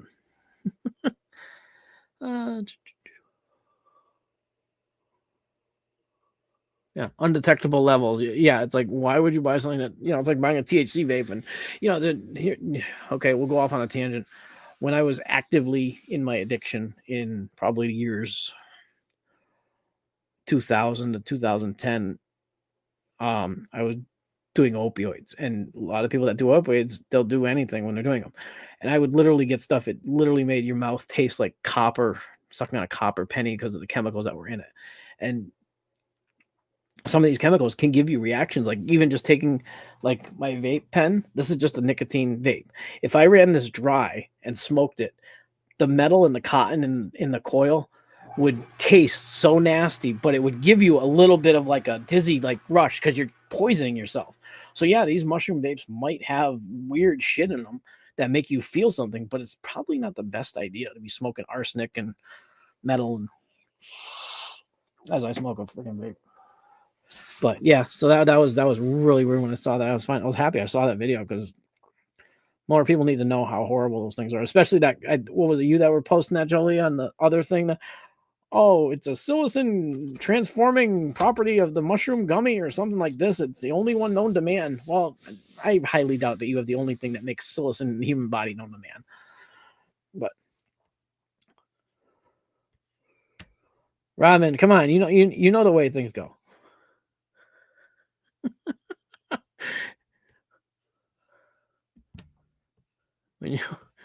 When your veins die, you do what you got to do.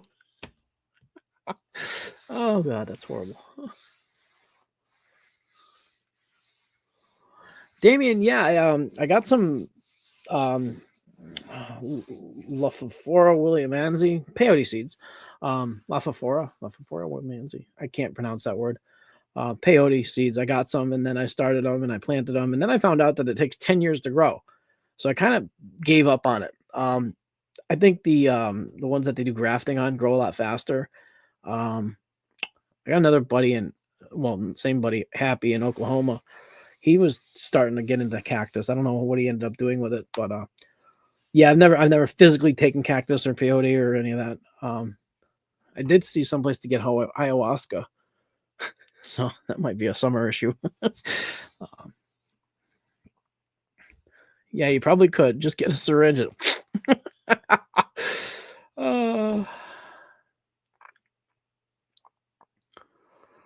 Not smoke a Porsche. I don't know what a Porsche is. Turkey baster. I got a case of 110cc syringes up there. I don't need a turkey baster. San Pedro. There we go. That's the word I was looking for. Yeah, San Pedro grows a lot faster. That has the mescaline in it too, I think. That's what the technical term is, right? Mescaline. Yeah, I've never had mescaline. Well, I don't think I've ever had it. Go back to the late 90s. I don't remember. I did a lot of bad things, but not bad things, good things, but bad things too. But yeah, you can definitely get San Pedro, and you can get peyote San Pedro all you want. I mean, it's not hard to find. I could give me a call, I get it in a week in the mail. It's not, hard. I can get a little mushroom growing plants, not the drugs, but the growing plants. I can get them in the mail in 5 to 10 days from, let's see, either Colombia or what's that place? Puerto Rico, Midwest. Yeah, there's a few places you can get it. It's not a problem if you want to get it. The problem is extracting the mescaline out of it and eating it and all that stuff. I don't know how to do that. I could find out, but any one of you could find out too. There's places to find out on the internet that's what this wonderful thing is for. Didn't you know that? Porno and drugs. Microdots. That's the word I was looking for. Thank you, Forley. Microdots. I might have tried microdots. I don't remember. I had a few interesting months in 1997 or 8. I don't know. Yeah, there was a lot of interesting things. Yeah, I mean, I would love to try it now, like, because the difference between what I use now and what I used in the past is I'm using what I use now for more inspirational, fun.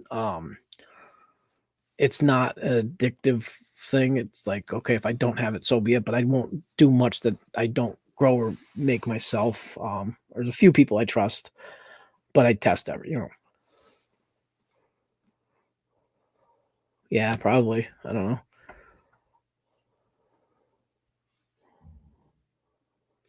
No, I did have some. I did have a thought of we have cornfields literally like on the other side of the road, about a quarter mile away from my house, and they grow.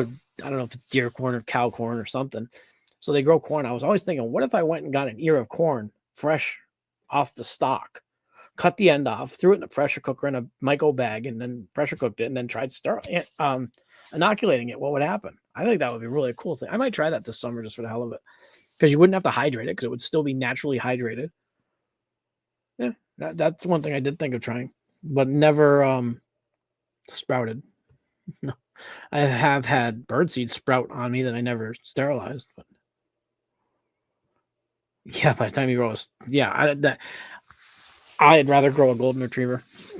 If I'm gonna sit on something for 10 years, I'd rather have the golden retriever. I like plants, but they have their time and place in my mind. 10 years is a long time to take care of a plant or cactus. I shouldn't even say plant. Especially if you're looking like a tomato plant, you grow it seasonally, you can eat something that, I think of plants as more like a, something to do, something to eat. Cactus are more like like you said, it's a family member, but I have other things I'd rather grow for 10 years than a plant.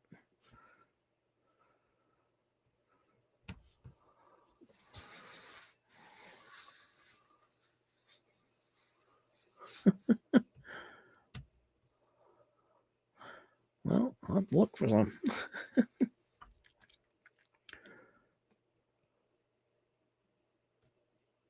Hey, let's see. What else do you think people? Rodman, you're getting a little boofy on us. What's all the boofing? Uh, oh, okay, there we go. Okay, okay. I thought you were serious. Okay, yeah. Take the spines out before you boof a cactus. Crazy people. Yeah. So, what is the other thing I want to talk about? Oh, I talked about everything I want to talk about, I think. All right, as soon as I stop the live, I'll remember everything I want to talk about. Yeah, no, dumb sheep. I know. I'm just teasing. Yeah, I'm just playing around. Yeah, no, it would be cool. The problem I had was trying to grow the seeds. I couldn't get them to sprout, and then realizing that it might take a year for the sprouts to come up properly or whatever. Just not a year, but a long time. I mean, if I had a physical like a lobe, like one button that I was growing, I'd probably enjoy that. Or even like a graft or something like that. But growing a seed to full plant just seems like way too much time and patience, and I don't have that much. I have a lot, but I don't have that much. Oh God, Jolie, you didn't know? Okay, mushroom suppositories. Is that a better term? Well, then don't look up pink waffle, or what was it, purple waffle? Don't look up purple waffles. Or is it blue waffle? I forget. There's a waffle term you don't want to look up. Yeah, you just ruined Jolie, guys. Yeah. Prison wallet, huh? 4-leaf. You got a full prison wallet? Yeah, don't look up. I think it's purple waffle or blue waffle. There's a bunch of terms you do not want to Google. And now everybody's going on Google right now looking up waffles. You guys are gonna be mad at me in a minute. Yeah, don't look it up. Just things you just can't unknow. It's like I keep seeing all these silly videos on IG that, I don't know if you guys get it when you're scrolling through IG, you'll get these weird things that'll come up. They'll be like recommended videos. For some reason, they recommend me some really weird shit. And so, sometimes you'll see the girls in the bathing suits and they'll have these comments like, I'm 5'7", 119 pounds, and I use all 4 holes. I'll be like, okay, I haven't figured that one out yet, but I am completely lost on it. And I really don't want to know. There's only, I don't know, but yeah. Flu, yeah. So there's some weird stuff you just don't need to know anymore in the world that they make up. Yeah.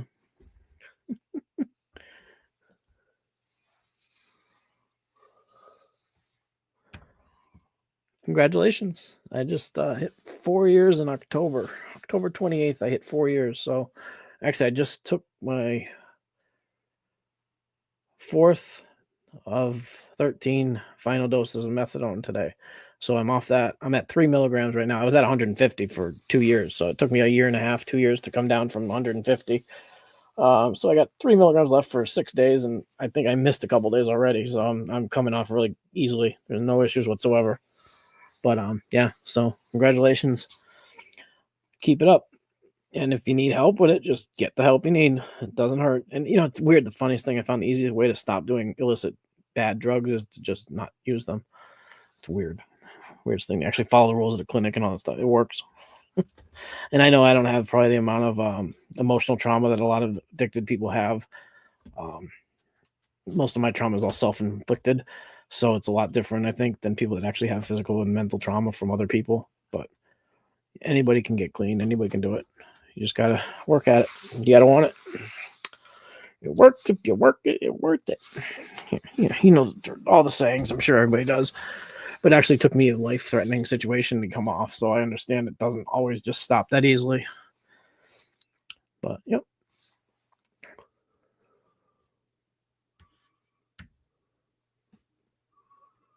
Nice. Good job, 4-leaf. Alcohol's a bitch, too, because alcohol has physical withdrawals. Like, you could die coming off alcohol. You go into DTs, you go into seizures, you go, oh, fuck that. Congratulations, 4-leaf. That's awesome. At least, like, with, like, opioids and meth can kill you, too. But I like meth. I think the withdrawal from meth is falling asleep for, like, 2 weeks. I've never done it. But, like, that's like with coke, that you fall asleep from stimulants, and then, like, opioids, you just sick for, like, 10 days, and then you can't sleep for the next 6 months to a year. But Sublocade, yep, perfect. Oh, nice. I've never been on methadone until this time. Suboxone, I was about to start Sublocade when I stopped going to Suboxone. But what is that, like 30 days or 90 days that Sublocade? I believe it's at least 30 days. It might be 60 or 90 days that it stays under that it releases. Suboxone, I did. It was fine. But yeah. Yeah. Yeah.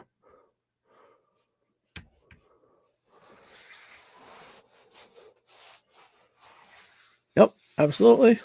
Yep. Yes, we are, Mike. Yeah. Robin, I did it. I was in the hospital for 4.5, almost 4.5 years ago, from October 28th till mid-January. So I went in the hospital. I had septic blood. I had abscesses on my spinal cord. I couldn't walk. I couldn't move. I was in a coma for 2 weeks. And doctors, when they woke me up, they said, okay, you're now on, at the time I was on Dilaudid, fentanyl, and methadone, just to keep me functioning, like, not in withdrawals. And they slowly weaned everything off except the methadone. And then by the time I left that hospital, which was like a month later, I went to a rehab, not a drug rehab, a physical rehab place that they kept me because they had a PICC line into my heart for the antibiotics I had to be on for another 60 days. So I had to go to a rehab center to have that medicine done. And the whole time I was on methadone, 50 milligrams twice a day. And then they said, oh, you're going to be on that the rest of your life. Well, that was 3 years ago. I decided I'm not going to be on this the rest of my life anymore. So I decided to start weaning off. So that's where I'm at now. So I should be done in, well, technically I would be going next Tuesday to pick up more, but I'm not going back for that. I'm going to continue with the clinician that I talk to every month, but I'm not going to pick up anymore. So I'm basically skipping doses right now. So I'm doing it like every other day, taking 3 milligrams because I was down to 5 milligrams, then 3 milligrams. Now I'm doing 3 milligrams every other day. And then I'm just going to slowly start spreading it out even more. But yeah, absolutely.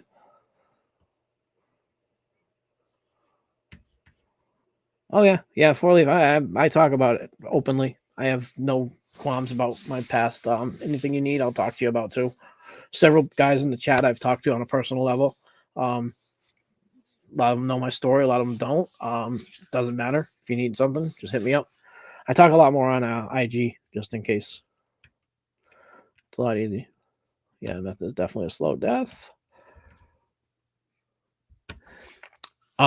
Yes, originally that was the original reason. I had neck issues when I was about 19, 20. I had real problems with my neck. I still do, but I had like what's called a syrinx. It's just basically like a water bubble on the spinal cord of my neck pushing against nerves. And so for years I was always trying to get relief from that pain, and then met somebody that had access to a lot of opioid medications, and that took the pain away, but it also started an addiction that lasted 25 years. Yeah, so it was interesting. Well, it wasn't interesting, it was hell. Yep, happens. Yeah, on the spinal cord, they didn't think I'd ever walk again or any of that stuff. I was literally, what was I, 73 kilos, which would be under two. I was like 170 pounds, and I go closer to 270 now. So that's a lot of weight. I was a lot less. I mean, at the time, my normal weight was around 300. So I'm still going down now, but I gained a lot of weight back over the past 3 years because I was down like 76, 72 or 62 kilos. I use kilos because that's what the weight on the bed said. So you're talking, let's just say 70 times 2.2, 140, 154. That's really light for me. No, 168. Whatever. My math's off. Yeah. Okay. Yeah. That's the Sublocade came out right like a couple years before I got clean, like probably 5 years before I got clean, because I was still on Suboxone for years. I had like 382 milligram strips just sitting in a jar. I gave them away to people that were needing them. But yeah. So, and then they came out with Sublocade, and I wanted to do it, but I never got to that point because I really didn't want to do it. I wanted to do it to get more. You know what I mean? I wanted to do it just to make it sound like I was doing something good, but I really wasn't.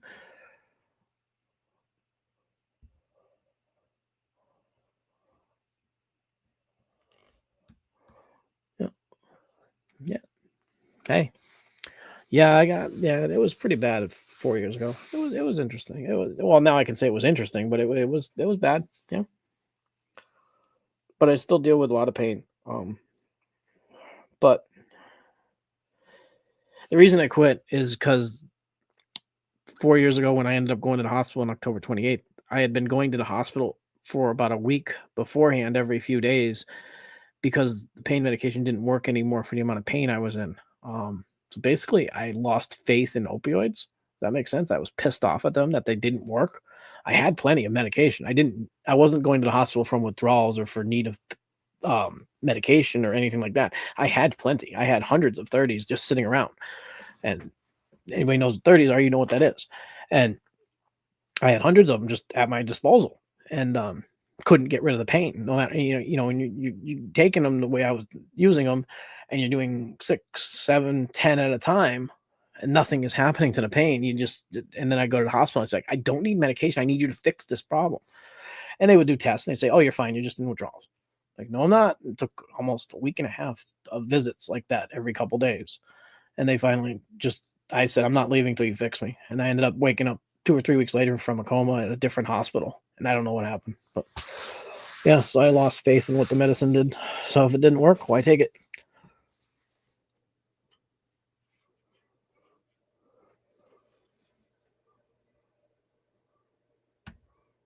I absolutely hope so. Hopefully. Yep. Well, it takes, I mean, I've never been on it before this past 4 years, and I always heard it was horrible to use, and you're always in pain, and it's so deep in your bones, and this and that. There are so many horror stories out there. And I mean, it might be true, but opioids get pretty deep in there too. And it was actually amazing when you do it the way the program that I'm on recommended it. It's actually worked out pretty well. I literally went every day at 6:30 a.m. for 18 months. I mean, straight. Since I started going there, I have never had a dirty drug test. I have never missed an appointment. I have never missed a call. I've never missed anything. I could have 30 days of take homes. I chose not to. I don't mind going every 13 days or 14 days. I just said, no, I don't need to go up to 30 days because it's a habit. I enjoy going. There's nothing wrong with going to the clinic for me. We go to shopping afterwards at Walmart. It just happens to be a bi-weekly event. We used to do it every week, and then it was every 2 weeks. So now it's like once a month. It's just, why bother? Yeah, I go at 6. Yeah, well, yeah, Mike. I mean, I don't know. I use Spectrum. I don't know if you know that one. I know you're from Mass, I think. Yeah. But I go to Spectrum, so it might be more of a Worcester, Boston area thing. They start giving it at 7. I'd leave at 6:30, so I'd get there at 7 after the workers got there and left.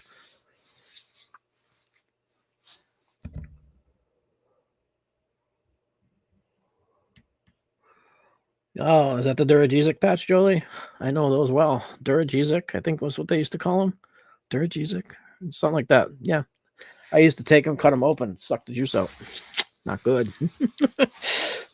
Yep. Yep. Many, many years ago, I knew all about them. Yeah, I think somebody else has heard that new song that's on Instagram, the song about addiction, about the Balenciaga blue mixed with red turns into the something color and this and that. It's like, oh my God, when you hear this song on Instagram, guys, if you've ever seen 30s or used 30s, it totally could trigger you. So be careful if you hear that song on Instagram. If it starts off talking about Balenciaga blue and what the 30s will do, it's some new rapper, like a country rap. Oh my God, it's so freaking triggering to so many people. Not I'm good, but it is such an accurate representation of using that. It's insane. The guy's actually very skilled at his song, but it's very triggering to a lot of people if you're not doing well. But yeah, Little Blue Dreams, yeah. Duragesic. Yeah, I couldn't. I remember them back from like 2005, 2006. I used to grab. Well, yeah. Anyways, we don't have to get into deep stories, but yeah, I know they hurt. It hurts, but at least the patch is safer for. Yeah, and yeah, at least you're not taking pills because pills you can just like constantly take them if you're not smart.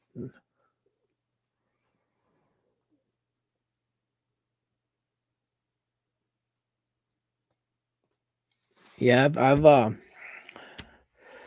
I've done cold turkey several times, jail, rehab. The sad part is when you're not ready to get clean, even withdrawing cold turkey for weeks on end doesn't do anything for you. Yeah, you suffer through it, but you're only thinking about when you get done, you're going to fix. And the thing that got me was when the fix didn't work. That was, for me, that was, I don't know, rock bottom, whatever you want to call it, but it didn't work anymore. So why bother going through all the, not the physical pain, but the mental pain and the suffering of living that way if it's not going to at least remove the pain or remove the, but so now I just grow my own mushrooms. I don't even smoke weed. I grow it, but I like growing mushrooms. It's a great hobby. It's great for the freaking addiction therapy. I like talking to my counselor at the clinic and I'm like, yeah, I got to harvest my 2 plants. I got these mushrooms. I tell them about all this shit. I don't, no reason to hide it. Why should I? And he laughs. He's like, you got to be my only client that admits openly that they grow drugs. I said, I don't grow drugs. I grow medicine. But yeah. Okay, Four Leaf. Thanks for showing up. Appreciate you. Take it easy. I have no problem with people that do herb either. I mean, that's fine. I just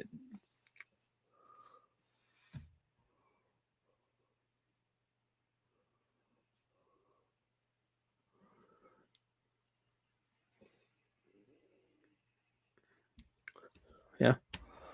That's what happened to me at my last job, like about 5 years ago. I was working at Ocean State, and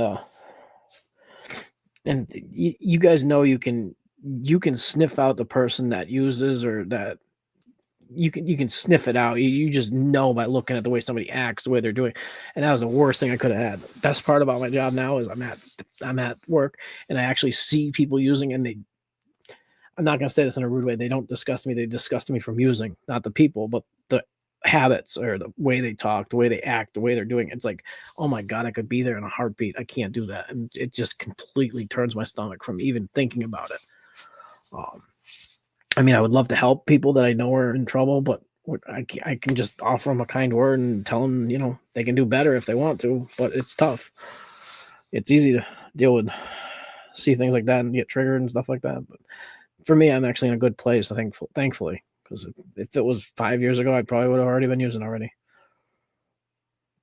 But that doesn't happen. Yeah. Yeah, it's just like, I mean, I know there's people that are begging for money on the streets, and I could give them $10. I could give them $5 right outside the door. I could just hand it to them. But I know what he's going to do, and I know it's not going to help him. And what if it's that dose he gets fentanyl in, or, or something like that, and gets killed, and then it's on me. So I can't. I'd give him food. If he needs something to eat, I would give him something to eat, but I wouldn't give him money. But it's not the option at this point. So, well, guys, why don't we, it's been a couple 2.5 hours, so we're going to call it a day, guys. Let me post up or talk about a couple things. If you guys know anybody that wants to follow and subscribe this, check us out. Let me know, or tell them, because I had a 500 subscriber. We're going to do a giveaway. Don't forget. So LCs, cultures, anything you guys, whatever anybody guys need, we'll do that. Each prize package will be customized to the person that wins, just so that way they're not giving out something they don't need. So what I'll do is the winners, I'll talk to them, and then we'll make something up for them. I give away decent stuff. I don't give away crap. So, whether it's somebody that needs fruit, or somebody that needs some flowers, we'll figure it out. So at 500 subs, we're going to do that. I think we're at like 422, 425, somewhere around there. So we got about 75 to go. So if you got anybody that can subscribe, I don't need them to be here every day, but the point is to get to number 500 so that the algorithm shows us to more people in the community. Then we'll get to 1,000. We'll do another one. So let's just try to get that up. Hit the like button if you can, guys. I would really appreciate it. Throw a comment in the video also afterwards. That also helps the algorithm.